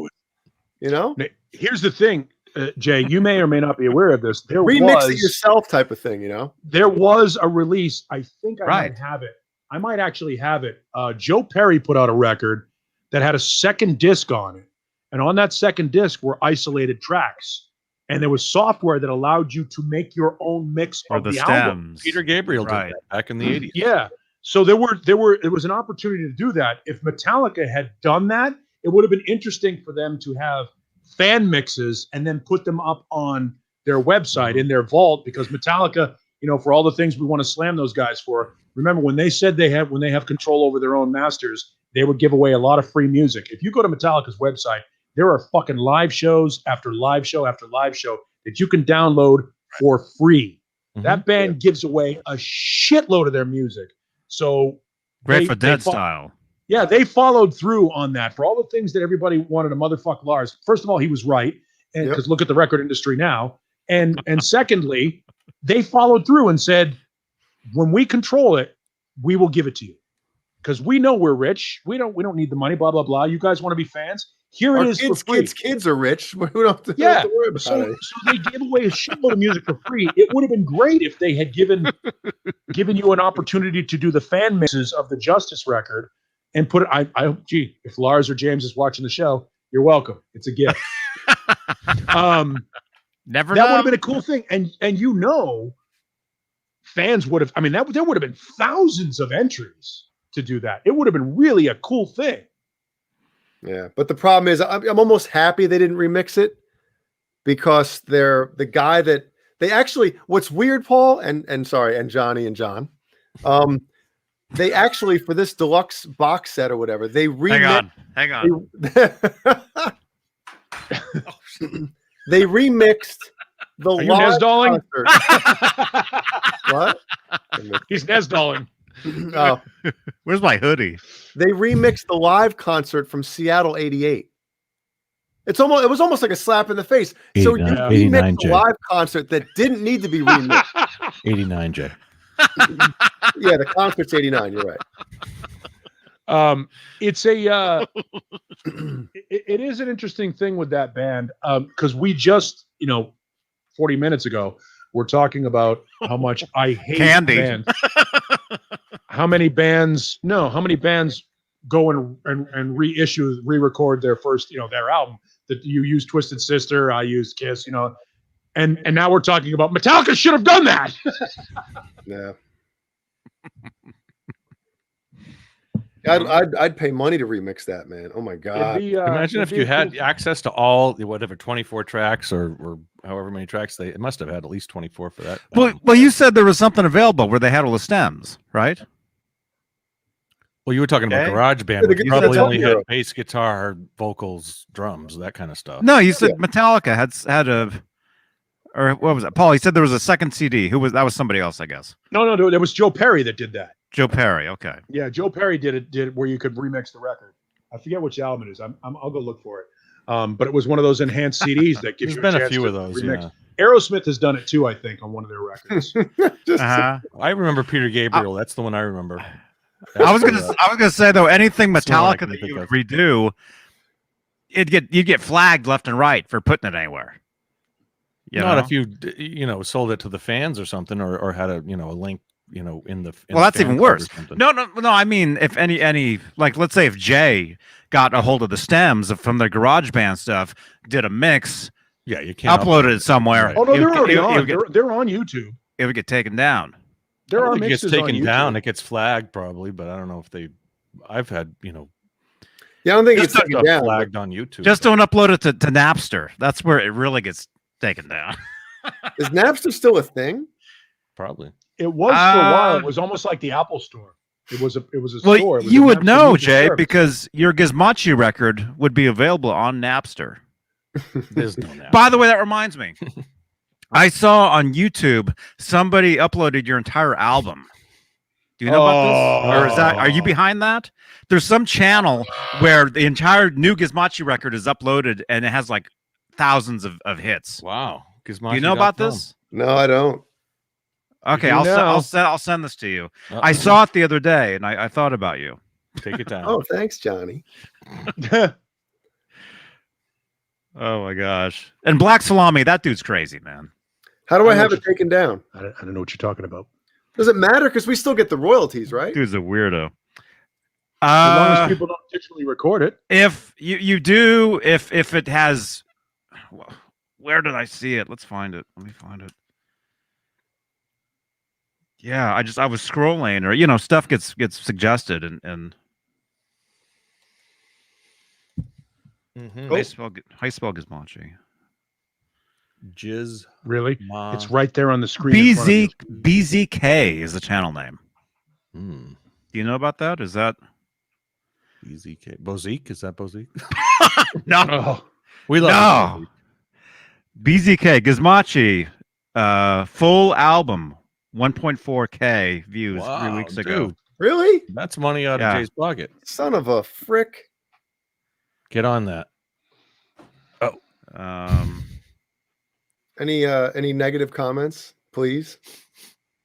Why isn't Sean doing vocals? Jay Lovetree is asking. No. Well, how many thumbs? No thumbs down. 71 thumbs ups. March 12th. This was uploaded. So that's the day the album came out. Damn. What's great about that, Johnny, is you've known about it for a couple of days, but you chose this moment to bring it up instead of bringing it into our never-ending chat. Oh well, okay. There is a link to buy there is a link to buy it. Oh, that's kind of them. I see that. Call your whole lawyer. album for free, and you can buy it if you want. But you can. Here, I'll send it to you, and yeah, you can pull it. Mike niece says, "Call your lawyer." The amount a lawyer would charge, we'd have to spend more in a minute paying a lawyer than we would ever making enough money off of this. Actually, you are making money you are making money off this. Each song has been, it's all in the description. So yeah, you're getting money from it. You are making money. Again, Jay, the last one to know. That's the music industry in a nutshell, right there. The band is the last one to know who's making anything off their music. Shit, I haven't had a royalty check in I think 9 years. I know one of my friends was best friends with the guy that sang Always Coca-Cola. And the guy that sang it was in a wheelchair, and he would wheel himself out to his mailbox every 6 weeks and pick up checks for $12,000, $15,000, $18,000 because they just kept extending that. He got the session money, and then when they kept extending the ad campaign, that's Always awesome. Coca-Cola, he just kept getting paid. He made that much money off of singing one line in a jingle. Stupid. Flo from Progressive makes $900K a year. Isn't she part owner too? On OnlyFans? No, that would be Milena Weintraub, the AT&T girl. The Can You Hear Me Now guy? Is that the one that's he's the one who's making all that? He switched. He's back into he switched from Verizon to whoever else that is. Yeah, the trader. He's on their commercials now. Well, yeah, or was. Yeah. That's all you need. Whatever happened to the Dell kid? Remember he got busted for buying pot or something, and he lost his gig with Dell? No. Remember him? I don't know. Dude, you got a Dell. Yeah, he got busted for buying pot. He got busted for buying pot, dude. And he got busted for downloading onto a Dell. And he lost the gig as the Dell spokesperson or whatever. And I never heard from him again. Well, talk about a terrible life life decision. Jesus. No, Wayno, Milana doesn't have an OnlyFans, but it would be great if she did. Vistalite met Flo at a truck show in Vegas. Her name is Stephanie Courtney. She's actually pretty funny. She's a stand-up comedian. Great. Awesome. Yeah, I wasn't going to mention Flo from Progressive. Yeah, she was a groundling, and I think she was in the Second City comedy troupe in Chicago. She's done stand-up comedy and stuff like that. She's actually pretty good. Oh. But a lot like Pat Lynch, who's the guy from Toyota. Pat, the guy, the goofy guy. He came up. Yeah, he came up with Chris Farley. They were together in Second City and did comedy stuff together. No, I don't think they did that. But Pat Lynch has been doing those Toyota commercials for like 20 years and getting huge money for doing it. So he's done a couple of movies and stuff. Remember Joey Sue? That's the one I was thinking. Yes, David Leisure. Those are funny commercials, man. And it didn't matter. And he did sitcoms and stuff too. He did. Joe Leisure. He did the Golden Girls spinoff, whatever that was, the Empty Nest or something. He was on that. Rich Little. Yeah. Did you know anybody who owned it in Isuzu back then? Weren't they hunks of shit? Oh, man, no, I didn't know anyone. Weren't they like the the kind of fake Jeeps, like they were like the little SUV? Yeah, Isuzu Rodeos were actually what the Honda. What the hell did they become? The Honda Passport or whatever whatever the Honda SUV was back in the day. They were the same thing as Isuzu. They were made by Isuzu. They just changed the badge and a couple of things in the interior. Same exact truck. Joe Isuzu. Yeah, Joe Isuzu was an airplane. He was one of the Moonies. Yes, that's right. There you go. It was one of the Moonies in the airport. Yeah. Oh man. Oh, that's right. Yeah, somebody Cobra Kai says Joe Leisure was an airplane. Yeah. David Leisure. David Leisure Roth. Man. Wow. And then the show ground to a halt. So what do you got, John? Caleb in there. What was Caleb was in there for a few minutes. What's he doing? Caleb, what are you doing out there, man? He said technical difficulties. Oh. He's playing his new guitar. Don't let him fool you. Oh no. Mm-hmm. Man, we want to see that guitar tonight, man. Yeah, you got the 5150 Stealth or whatever. Yep. What do they call that? Was that what it was called? The paint job? And Caleb's like 6'6". That guitar looks like a 3/4 scale guitar on him. Oh gosh.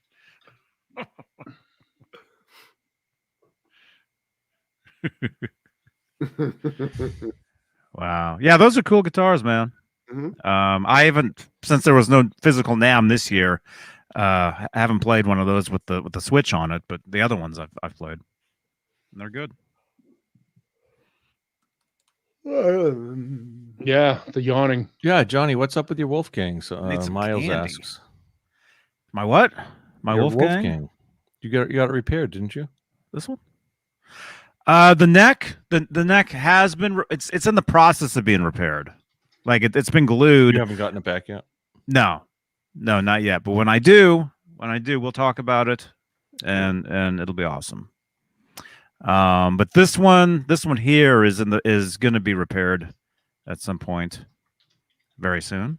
Mm-hmm. Thank you again, channel member. Channel member. Thanks very much, channel member.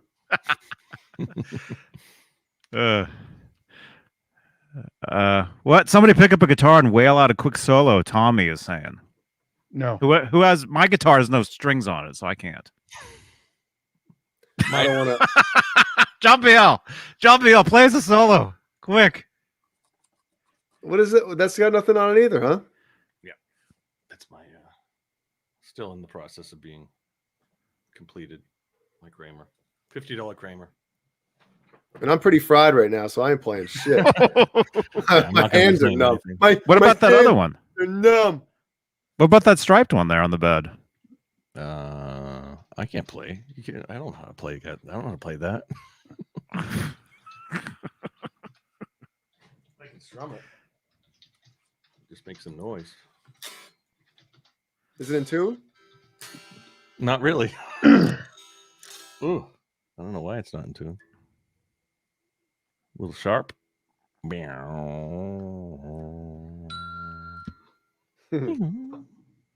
it's a little warm in here. I still have the Jimmy. No solo tonight. That I haven't played in 2 weeks. Haven't touched it. The Jaime.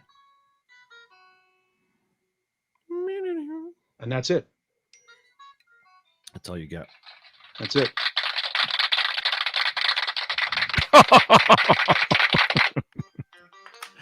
Jay and Johnny are the real guitarists here. You don't want to hear me and Paul. Water. John Beale looks awesome in the watercolors. Somebody is telling me. The watercolors. Watercolors? I think he means you're on your shirt, maybe. Thank you, Cobra Kai.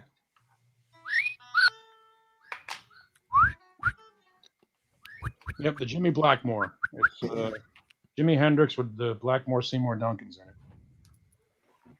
Jay, let's hear something. Hold on. Jay got. I don't think I've ever seen Jay's his Frankenstrat. Yeah, I never saw it. I know you, and I don't think I was here the night you got it.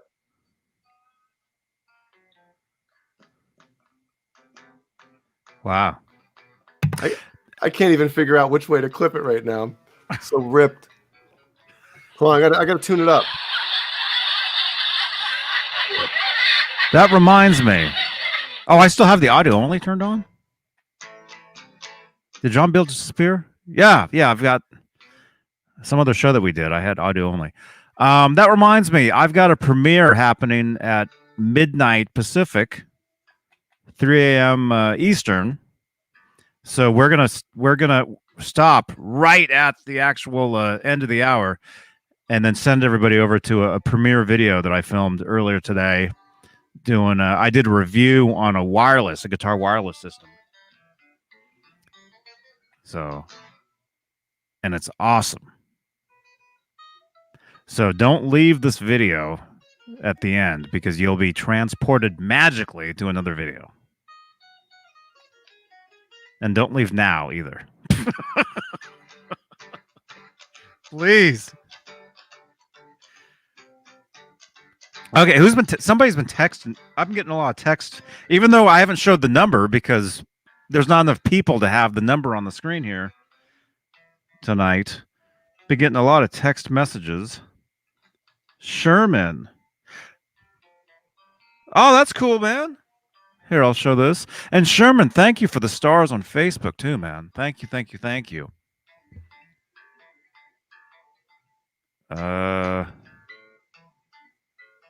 Sherman. That won't stay in tune. I know what you're playing. Yeah. You learned that, huh? No, I've played that before. You played. You know what is that? What I think it is? Yeah. What is it?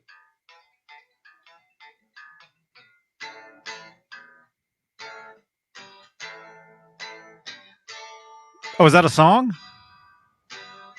Did you make that up? No, it's fucking Toys in the Attic. Toys. Oh, okay. I thought it was something else. In the attic. There's Sherman with his. Oh, you're the one. You do all the drawings. Too bad. Look at that. Johnny can't focus it. It doesn't focus because there's that bright white spot in the middle of it. Whatever you got to turn the angle or something, because that dot. That dot makes it not focus. It's your light or whatever it is. There you go. See? Oh, there. Well, it looks at my face and blurs. Okay. All right. I just have to do it like that. There you go. Oh, okay. So you got a drawing of Is that Rat? Of Rat. That's cool. It's a Dancing Undercover cover, and it looks like they signed it. And look, this is taken back there, Dave. This is taken tonight because he's got us on the TV in the background there. Very cool, man. Sherman. He's watching us on Facebook tonight. Sherman. And thank you again for the Facebook stars, man. Thank you for all your support, man.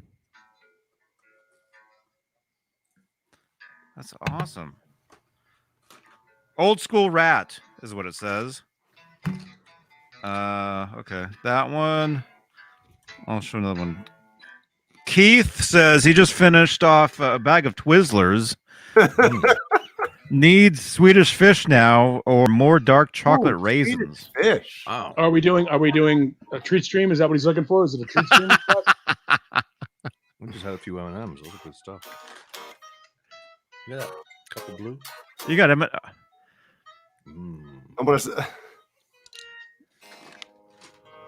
Johnny, what did you think I was playing? Because I obviously wasn't playing it correctly.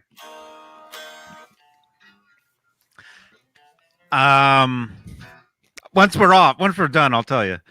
No, just text it in the chat. Our behind the scenes chat. Chris, thank you so much, man. Thank you. And you're gonna be on here at some point soon, man. We're gonna work that out. we're gonna work it out. We can work it out. Chris from Big Kramer Guitars. We're gonna have a Kramer Guitars show at some point. That's a good one. Hey, But Jay, is this the night we're gonna do Mean Street? I don't know if I'm allowed, man. I don't want to get Johnny busted because CK is asking for it. But because you're that What good. if we did it? What if we did it in another key? I'm tuned E flat. Play it on one of your E standard guitars. Can't play. I got to play it on this, right? Don't I? Well, Yeah, you can you're play afraid it. of getting flagged. That's What fine. if I'm not afraid of getting flagged? I'm afraid of getting Johnny flagged. Yeah. No, that's fine. Well, One of these nights we have to do a live One jam of just to these prove everybody nights. we're all failed musicians. I don't think we'll get flagged for it. I think it's fine. Jay, won't can you be go that- direct? be that good. Can you? I don't know how to go direct. Where's your mic? Put your mic next to your amp. Is it not loud enough? No, it's loud, but there you go. Oh, that sounds too good. No. Wow, that's not man. Hey, you want It's that sound? You buy this fucking guitar. Ooh, It's in the fingers, man. That was the thing. It's the one you want. It's the one you want. It's got that smooth feel. How's that? Yeah, you can play it. That's Yeah, fine. just keep stopping. Yeah. If Facebook craps out, then we'll know that it's really They got good. flagged. Yeah. Yeah. They put, That's fair. The Facebook feed will shut off if it thinks it's the real Hey, thing. you want to fade the volume in, Johnny? I'll just keep. How would I do that? Oh, hey. You keep talking, Yeah. over it, You right? make Okay. it look so easy. Your fingers Ready? are moving slowly. Wait, I'm actually. All right, here we go. Yeah. Oh, wait, you got to do the beginning. Start from the. Can you hear me? Start from the beginning. Can't hear you. I'm fade. I'm trying to fade, but it's on a mouse, so it's not.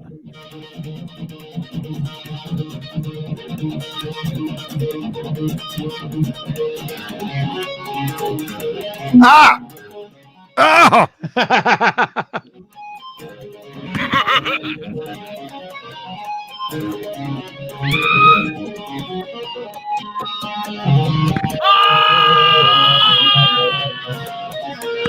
Ah! There you go. That's the end. Something like that. Wonderful. That sounded great.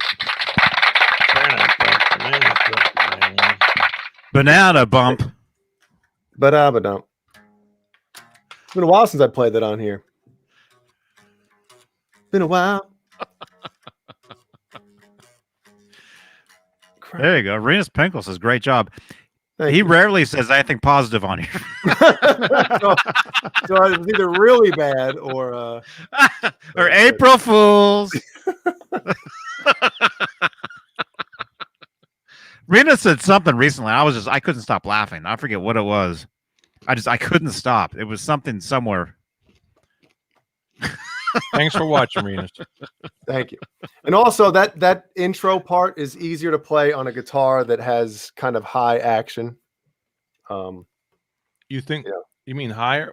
So the higher off the fretboard, the action, the better, easier it is to play, or Yeah, with the harmonics and just getting them, if you have super close action, you're not going to get the percussive, percussive. Yeah, percussive, if you can spread out or just not ring as open. What's your delay setting on that? I just have one of the Craig Stofko's.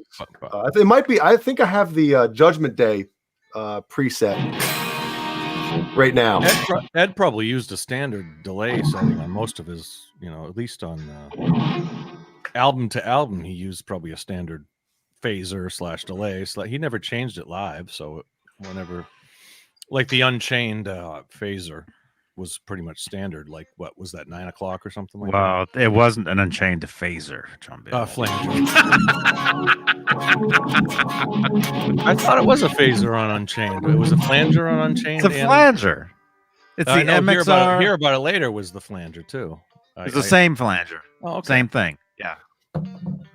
I stand corrected. Damn, I guess I lost my. Everybody. Now I'm really going to get Johnny Flack. Can you now they want the main. I know. I keep talking over it. That's why. Yeah. Yeah. Yeah. If you do it in a different key, it's probably better. A different key.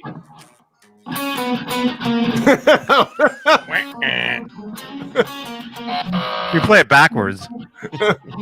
That's why I do it. I just do it in the wrong key. Oh man. I just play it as best as I can, and it still doesn't get flagged ever. The best was Mully playing stuff. The Mully version. Yes, so good. Mully had some unique versions. That was good. Yep. When I first heard that, I'm like, wait a minute, is that really what the album sounds like? That is that really the right way to play it? I've never played it. I've never heard it. Like this is the G chord. I'm the half step down. That's right. The G spot. Ooh. I wish You I can had play any bad alternative song.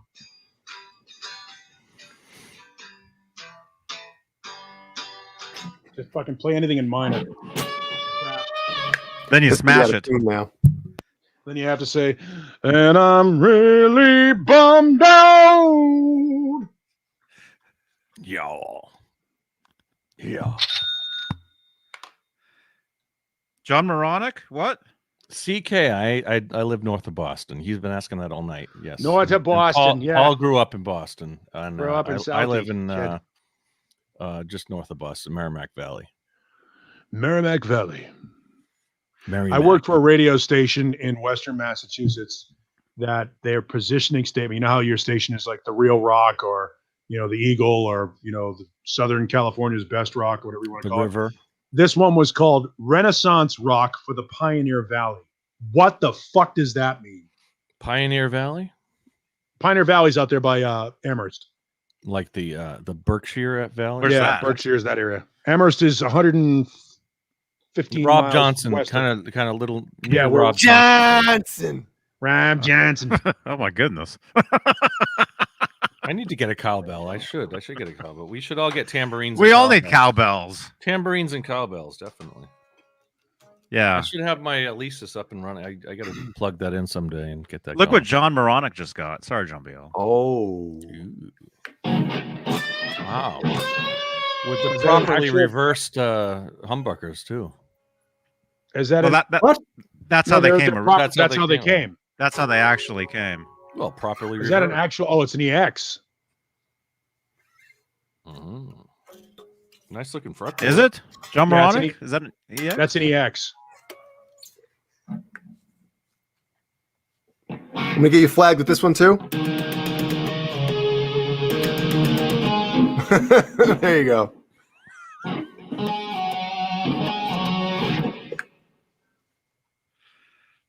This guitar sounds great, man. Look at the spider squeeze. This thing sounds. This guitar sounds great. Don't get uptight, baby.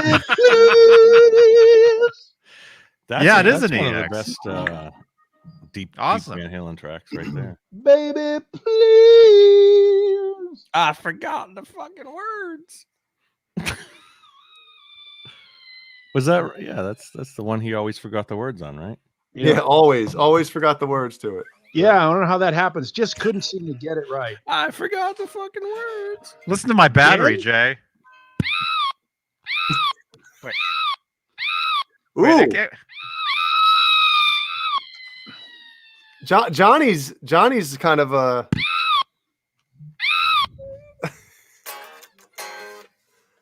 like a good scream. Oh.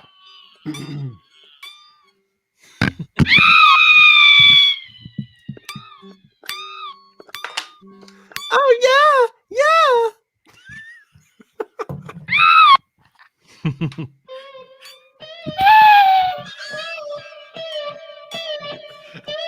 Johnny, you were talking about the Harpo doll last week. That's the Harpo doll, yeah. And the show is over. Yeah, the Harpo. That's the Harpo. Yeah. When he's like, say ah. That's exactly what it is, man. He's squeezing the doll. It's not exactly.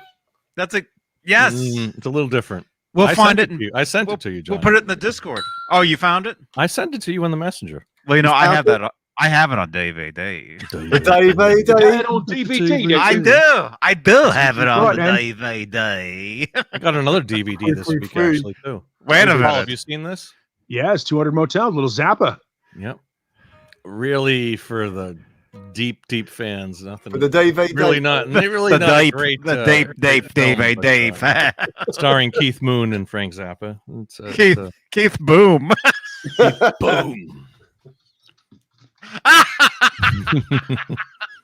Keith Boom.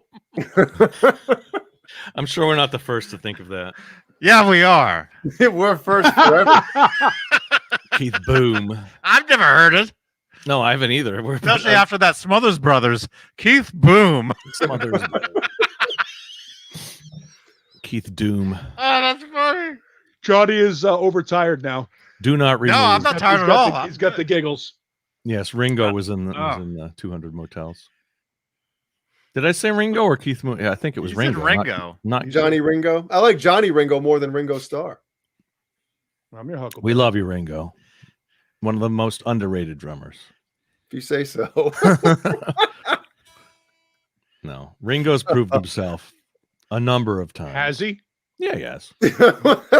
He's one with a catalog. Look at, I mean, he played with a lot of people. Tom Petty. He played with Ringo got a number of people. Wasn't he a caveman? Yeah, he got Bob Rabach. In a caveman movie, yeah. Babu Bob. Oh no, that's his wife. That's his real wife. That's right. She's a Bond girl, Barbara Bach. No, yeah. Ringo didn't suck. No matter. I mean, he may not have been the best drummer in the world, but he didn't suck. He's a Beatle. It doesn't matter. He was the right guy for the job. You could have a haircut like that and still get him. Shit, man. You could have nose like that and still get. I mean, geez, Ringo. Wasn't Ringo like the heartthrob of back in the early days of the Beatles? I think. No, Ringo he was the hard throb. Oh no. Oh no. We love. They you, were all. Ringo. Everybody had their favorite. Who's your favorite Beatle in the chat?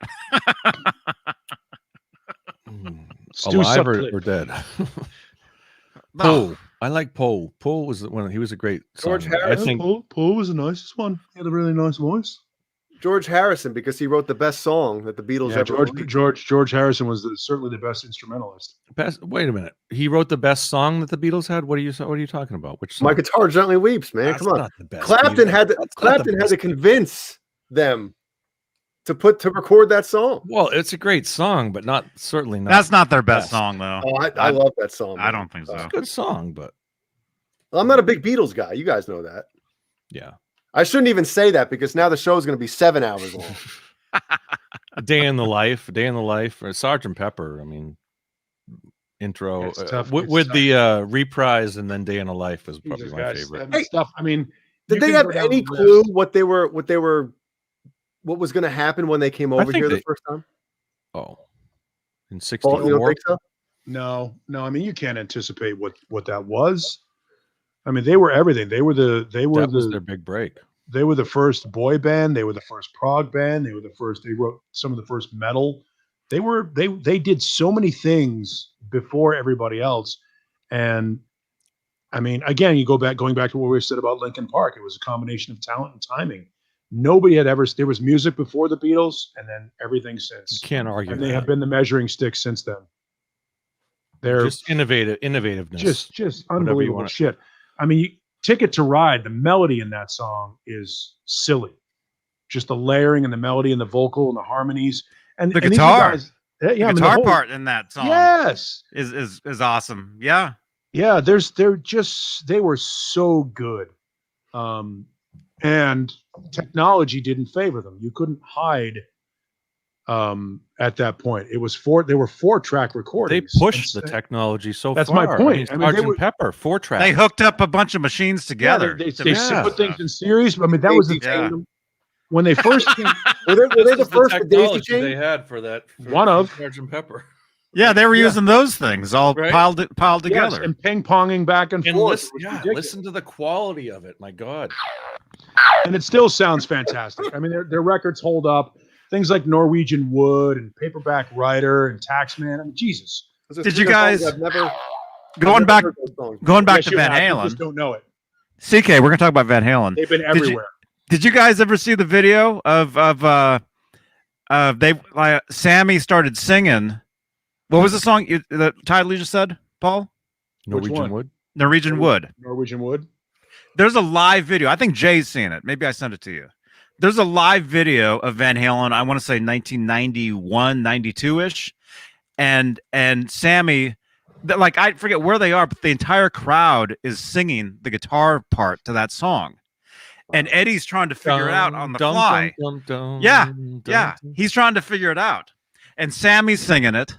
The entire crowd is singing that part. Was that the benefit show that they did? No, it was like a regular show. I'll have to find which one that was. Oh, we'll get flagged now if you play it. Yes. You'll never figure it out, though. Eddie couldn't figure it out. Really? Oh, one little lower. You're right. You're there, but not right pitch. No, I'm in the right pitch.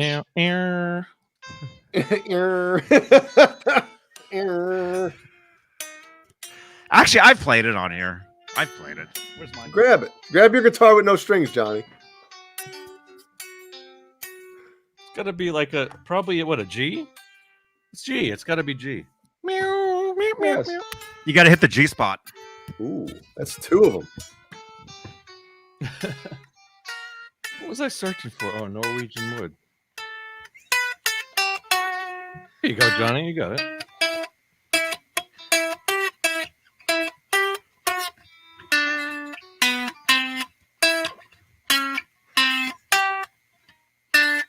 Imagine tuning in right before this started.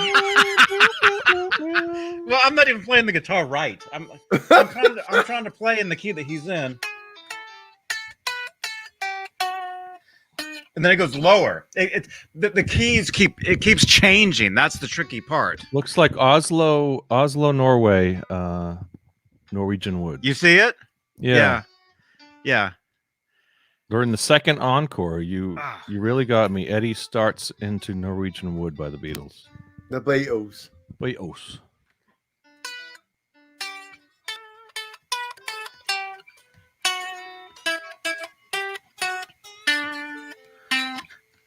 I keep turning up my volume. Can we do that? There, I did it. John, and your guitar probably is tuned a half step down, isn't it? Mine? Johnny's or mine? I don't know. Not mine. Thank you, Jeff Davidson. No. Hit it again. Yeah, you're standard. You're you. Bow, bow, bow. Ooh. New strings? Those sound like healthy strings. Bow, bow, bow, bow. Distortion.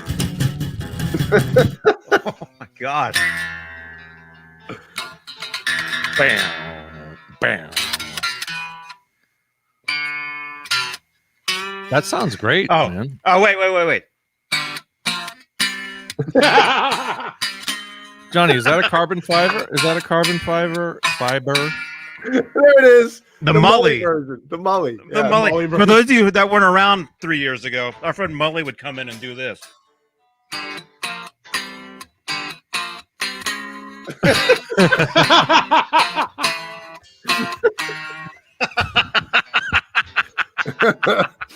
That sounds so fun.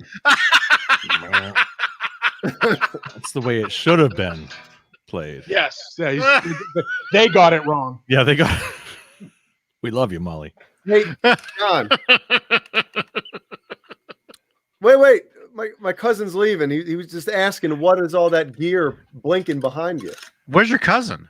He's in Maryland. I mean, he's in the chat. No, he's texting me. Is he watching? He's watching. Yeah, my cousin Mike. Mike.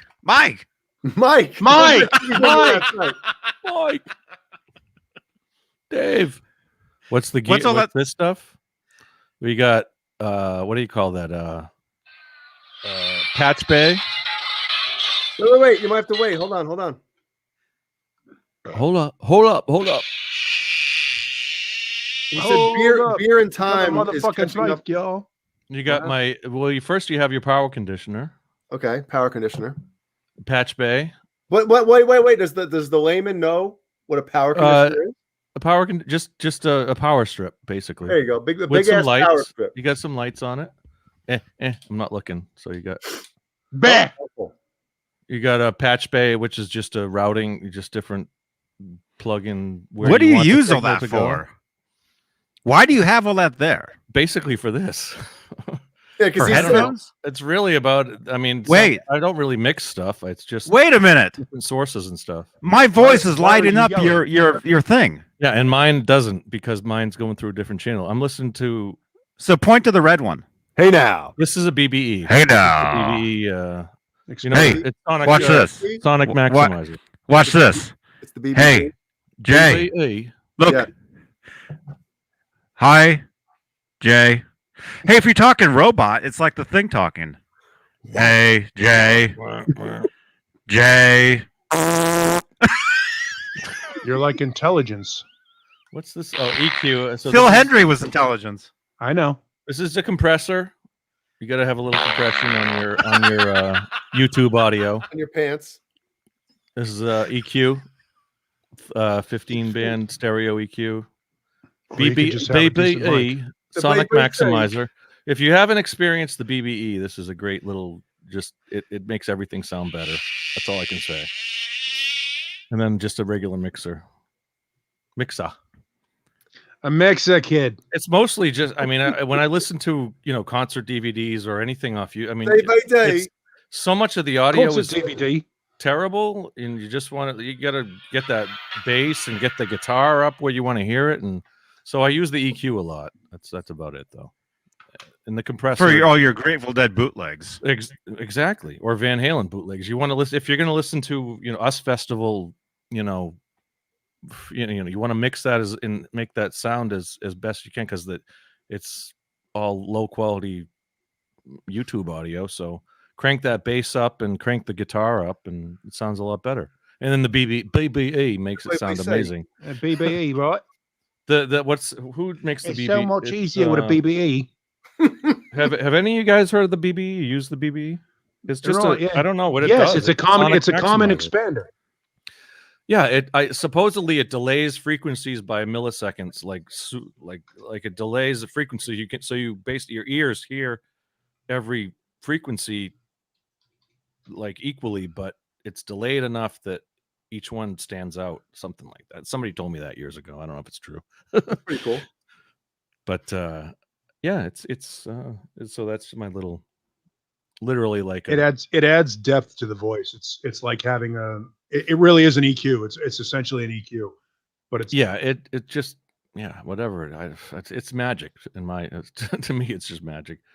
And then like the EQ has a subwoofer output, so I put that into a third channel on the stereo, and so you can crank up the subs. You can. And then he sits on it. Yeah.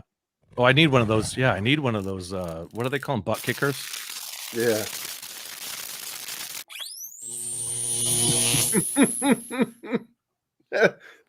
Good thing I'm not wearing headphones. I know.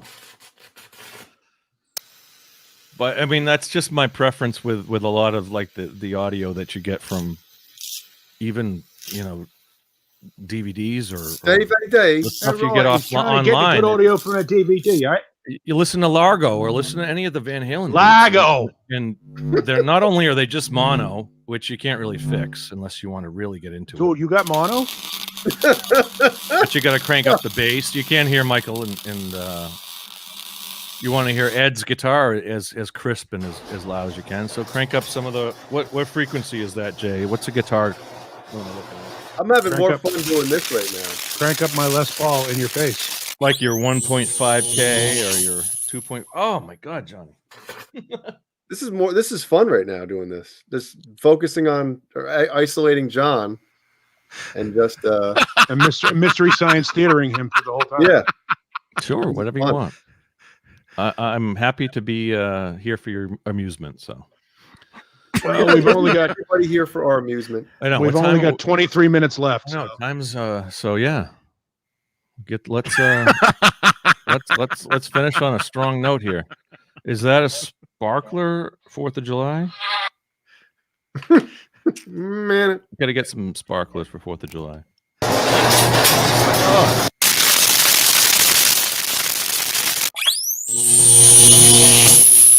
Oh man, that even got me a little bit. Yeah, that's rough. And see, now we're at that point. We're at the point in the show where Johnny starts. Johnny's just that's it. He's tapped out.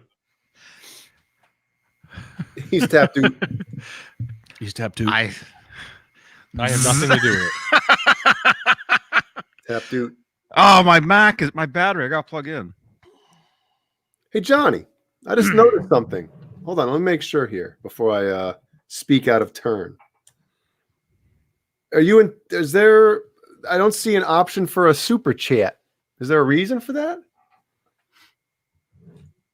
Huh? I don't know. Yeah, yes, you do. I see it. Do you? Yeah. I don't see it. Are you on YouTube? Yes, I am.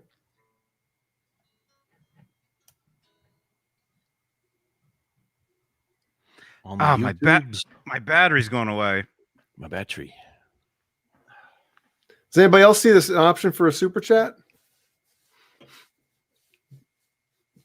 Johnny lost like $13 so yeah, I see it. Yeah, it's got the Do dollars. you? Yeah. Show your support. Yeah, I got the dollar sign there. I'm a little bummed out that I have to unlock my own emoji. That's kind of bullshit. Yeah, we're not allowed to use the Johnny unlock emojis. my own image. I don't even own my own image. I feel like I'm playing NCAA football.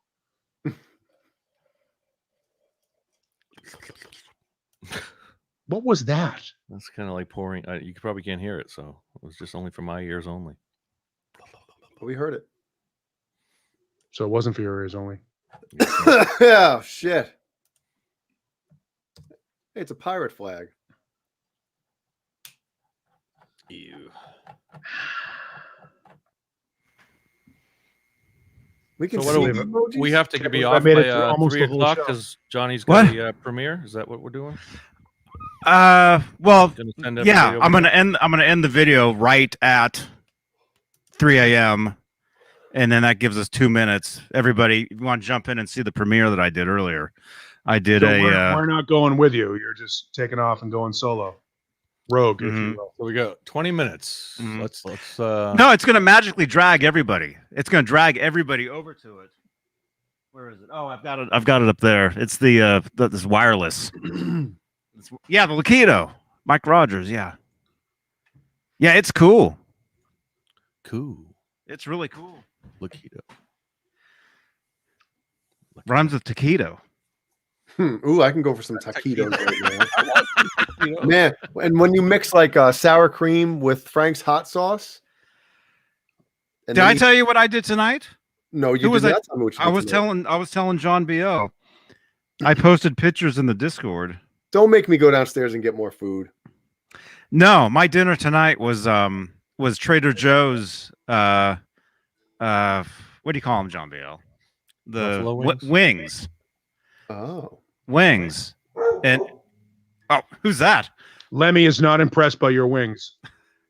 I put some Frank's Red Hot sauce on it, man, and kicked it up, man. I put that shit on everything. It was amazing. It's like mustard. I put that on everything. It was amazing. Right, Amanda? I put it on, eat the fucking shit. It doesn't bother me. Put that shit on everything, man. Put it on fucking cheese, on eggs. You tell me. I'll put it on anything you got. What do you got? I'll put it on that too. What's that tapatio or tapatio, whatever that? What is it? Tapatio. Tapatio.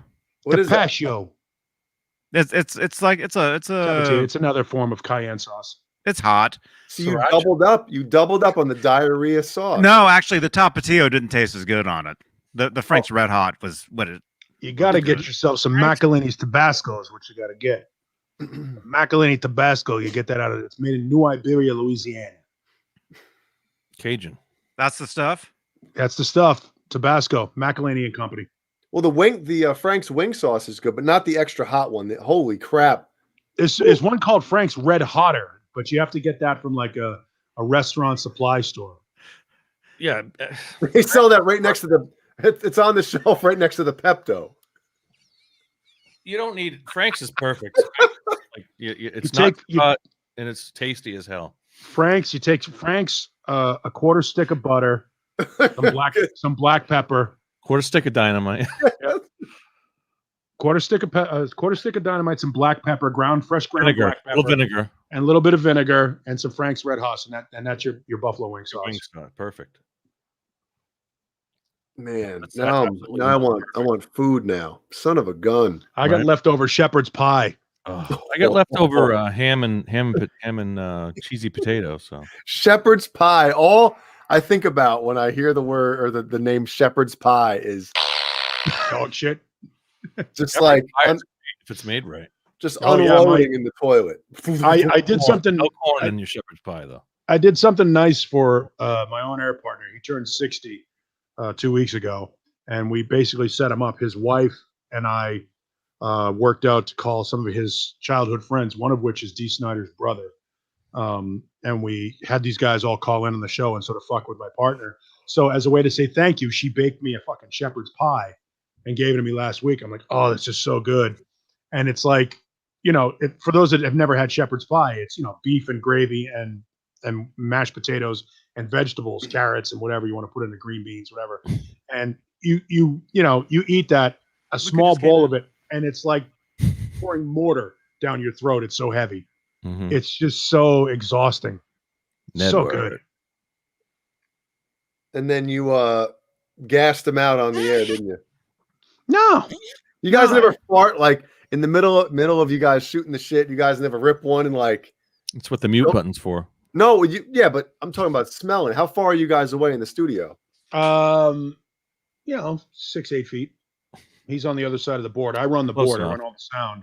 And here's the thing. Pay more than for those of you that don't know, you guys have probably heard both Jay and I fart during the show. When I fart, it's not a secret. But the funny thing about it is Mark will try to sneak one out, and he's such a nice guy, he'll warn me slightly. I'll just be like doing something, I'll just hear excuse me so that because he knows I'm gonna go, did you fucking fart, Ray? Did you fart? But what if you did that on the air and you said something like, did you just rip one? It'd be great radio. Would it be okay? We don't mention stuff. First of all, he would never do it with the microphone open. We don't perform Blue. It's just not his style. Who? I wouldn't. Blue. You're my boy, Blue. Jay, you did that last week, man. That's just not. It was like 2 weeks ago, wasn't it?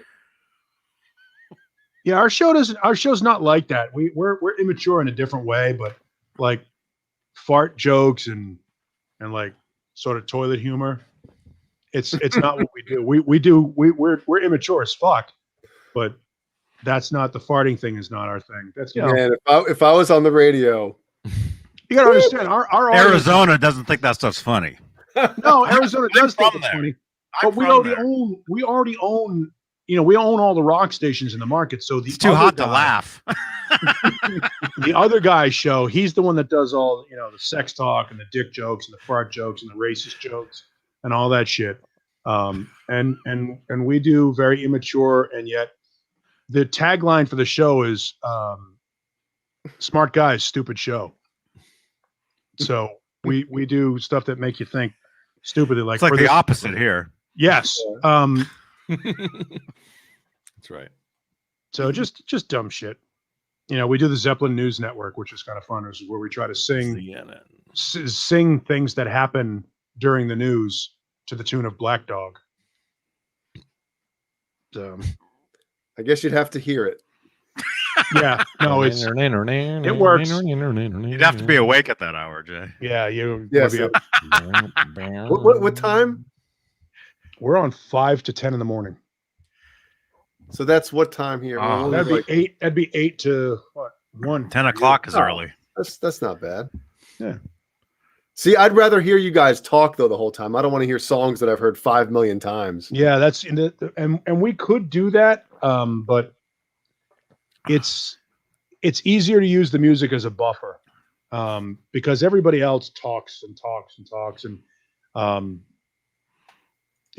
the old school morning shows back in the day would do that, would play, and people love music. They still want to hear music. So I don't. Well, I want to hear music, but not when I'm listening. Not those songs. Yeah, I've had enough. I'll listen to those songs anytime. I love my classic rock. Keep telling yourself that it's still the highest rated rock. I've listened to Paul. I've listened to your show several times. You play good music. Yeah. No, but it's good music. But I'd rather hear them. I mean, maybe it's just because I know you, Paul. That's probably why. I'd rather hear you guys shoot the shit for. Do you for do 5 like hours? A podcast version, Paul? There's a podcast version of the show, which is basically a scoped version of what we did. If you go to the website, or if you go to podcast1.com and then search Mark and Neanderthal, there's a whole, catalog of them in there, a whole folder of them. And they know you do this? They know I do this, yeah. Okay. Yeah. Although at some point, paid, right? Yeah, at some point, yeah, I'm not working for another radio station. I'm just hanging out. This isn't a commercial endeavor. It's just us hanging out, shooting the shit, and there happens to be a camera on. And let's face it, I've plugged the show, the radio show, and stuff like that on it before. So eventually they may. If only you'd return the favor and plug Johnny's show. That's what I'm saying. Yeah, I've talked about doing this on the show. Nice. Yeah, I talk about hanging out with my friends on YouTube on Saturday nights. Yeah, so because I'm a big loser, and I also fucking send it out on my Facebook page, which has 38,000 fucking people on it. So we do, we plug it, but I can't. Technically, according to my contract, I probably shouldn't be doing this show, because they're supposed to own my likeness and all this stuff. And I think we're going to end up starting to do a video podcast. And at that point, there may be a discussion had, but who knows? So congratulations. You might get rid of me, whether I want to be here or not.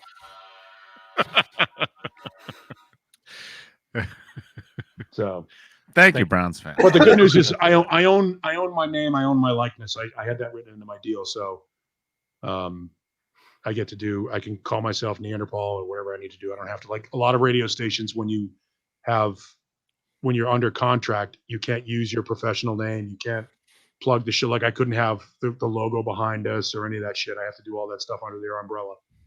So, so you can decide to start wearing glasses and grow beards and stuff. Yeah, I'll do it under a wrestling mask. And I'll become somebody. I'll change my name. Something stupid. I don't know. Neanderthal. Eric.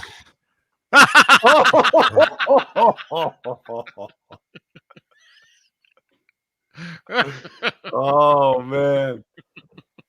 What? That's good, man. David. That's good. Oh, where are we? What happened, John? Did we start super late? You were 3 minutes and 46 seconds into the show when I tapped in at 9:03, 9:04. So yeah, it's gone by quick. We got what? That's because we talked about so many cool things tonight. Because this math doesn't add up. What I'm looking at. It says 2 hours and 41 minutes. So we got 20. Well, if we're gonna. No, if we go to the premiere. You can't. It'll be less than. We got 8 minutes. We didn't start that late. We didn't start 12 minutes late or something, though, did we? Why don't we spend the next 8 minutes talking discussing about how long when we started the show? Any last minute questions in the chat? Let's hear it in the chat. Let's get this. Let's finish on a strong vibe here. Any Dynamite for us? Money.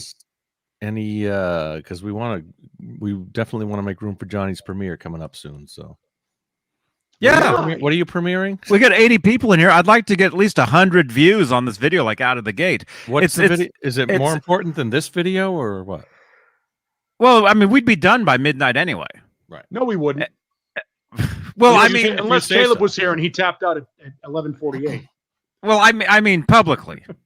Because once we turn the camera off, yeah, sometimes we're sitting here for another hour, you know. That's when the fun stuff happens. But I've got a premiere, huh? Wait, the Lakato guitar wireless system. I did a review and an unboxing with this thing today. I filmed it, and it premieres exactly at How long is it? Please tell me it's 7 minutes. You don't want to bump that premiere? It's like 5 minutes. It's like 4 or 5 minutes. And it's more important than this wonderful Straturday night that we've established for the last 3.5 years or whatever, 2 years. Oh, wait, someone's getting a little uppity over there. The guy where it's 3 in the morning. I know. What am I talking about? Wants to keep going? No, but it's when you restrict it like that, and it's like that's it. We're off at 3, and you're restricted. Yeah, but you're the rules, man. You're the one trying to get us off at 3. Wait, not me. The credits. Wait a minute. I don't like being told when to shut the show off. Someone's want to start his own show on Thursday nights at 8 o'clock. Well, maybe I will. No, I don't have the inspiration to do that. John's BS. John's BS. Yeah, that's a good title. I like that. I might take that. By the way, Jay, I noticed you are selling one of your guitars. Yes. Hey, Boner. It's kind of a return. Yeah, what happened? What's going on with your guitar? Nothing's going on with it. There's a guitar that I have an opportunity to own that I can't really pass up. So I haven't really played it, man. I noodled around with it for like a week after I bought it. Every once in a while, I pick it up and mess around with the Sustainiac for a bit, but it's literally has probably, I don't know, an hour and a half of play time on it. I got it in November. And is that the one that Jeannie bought you? Because that would be rude. Well, Jeannie's pretty much bought me every guitar. Sugar mama. What's up, man? These clothes, yeah. Hey, you know. No, he got that jacket from Jonathan Davis. Weren't you listening? This jacket is I got this, I think, in 95, man. 96. Yes. Probably 95. That's when Jonathan Davis wore it too. Yep. And that's why I got it. Of course it is. All day. And it's still awesome. This thing has probably been washed more times than I've I remember we played Blind on WAAF back in 1994 as a joke. Is that the seriously? We were like, "What the hell is this? Listen to this!" I remember Opie and Anthony making fun of it, and we were just like laughing and joking about it, and all the and then of course the change at the end that gets all Latino. We're like, "What the hell is it?" Like it was all a joke, and then 2 weeks later, the phones were still being blown up with requests for it. The joke wasn't funny anymore. It was like, oh, people like this. Oh, yeah. And that was the end of Skid Row and Whitesnake on WAAF for a while. And next thing you know, we were playing Rada Mahata from Sepultura. And we played Rada Mahata, and we were playing Train of Consequences, and the radio station got infinitely heavier, and Korn was part of that. Well, they were definitely the catalyst in getting Gizmachi heavier. Yep. I mean, Korn changed the game for what better or worse. They changed the game, and then Limp Bizkit wrote better songs. Candy corn. Limp Bizkit, for as big as douchebag as Fred Durst is, those guys wrote some fantastic songs. Gotta have faith. Oh, no. If I never heard that again, I'd be happy about it. No, they wrote some good stuff. Korn did some good stuff too. I actually went to Chicago. I mean, Jay you weren't even in Chicago at the time, but I went to Chicago for a Korn album premiere, and we ended up seeing Chevelle at, I forget the name of the theater. And then went to a bar, Fuel, where one of the guys that used to work for Mancow lit a napkin on fire, like a cloth napkin on fire, and threw it at the bar, and then ran off into the Chicago night, and we haven't seen him since. Just a weird night. Yeah, no, there was some good shit. Chicago was a cool city, and Korn. That we were, whatever is that, Lake Michigan? What lake is that? Yeah, Jumbiel. We're going across Lake Michigan on like a little boat. No, isn't that Erie? No, I thought Ohio was Erie. Erie of Korn? Yeah, Chicago's not Ohio; it's Illinois. Oh, thanks for playing. Good, thank you. Yeah, good call. Holy shit! Wow, John Biel doesn't know shit. Oh, okay. He's pissed that we got 2 minutes left. Godsmack still makes records. Mark FX, nobody cares. Godsmack. They do. Their last couple of records have been covers. In fact, all of those bands, Disturbed, Godsmack, Five Finger Death Punch, they've run out of original ideas and they just cover other bands now. That's what they do. It sucks, but that goes back to the whole classic rock thing. Those songs that Johnny hates so much. Yeah, if you're a heavy, I don't hate them. I don't hate them. It's just I've heard. Well, I shouldn't be telling you because you hear them every day. You know. Oh yeah. Yeah, and that's one of the things. If somebody calls and complains like, "Why are you guys playing Bohemian Rhapsody again?" I'm like, "You have a choice. You can change the station. I gotta hear it. I have to turn it on and off." Oh, hold on, I can't hear it. I have earplugs in. I want to listen to the music. There are some times though. There are some times though, like when you listen to a song that you've heard 9 million times before, and then all of a sudden you hear something like there's an acoustic guitar buried in Lowrider by War that I bet you've never heard before. But if you go back and listen to that song and listen for it, it goes do do do do do do do do do do do do do. It's buried underneath there. Channel members. And once you hear it, you'll never unhear it. Kind of like the What the Fuck in Hot for Teacher that still gets played unedited on every radio station. Oh, I don't know. They did make an edited version of that. You can't hear it on whatever. No, they didn't. Did they really? No, they're yeah. You it's buried. You can't hear Probably. No. Michael's saying that. All right, we got to go because it starts in starts in 2 minutes. Well, no. We'll stay here. I mean, we're going. I'm sending everybody over. So we got 85 watching us. Everybody, jump over there. Everybody, jump over there. Well, they don't know where the fuck they're going. No, it sends them automatically. It sends them automatically. Yes. Don't go there. Come back here. He'll send you to that. Fuck Johnny Beane and his fucking premiere. Oh boy. Come back over here to this show. Show's over. Goodbye. Leave a thumbs up on the other video. Bye.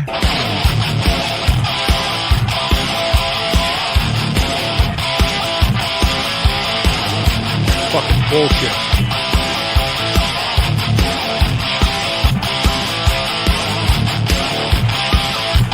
Love you, channel members.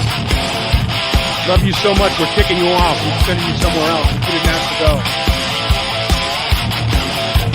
Wait, what happened? Podcast. So as soon as I hit stop, everybody was transported to the other video. So jump into that live chat. It's a premiere.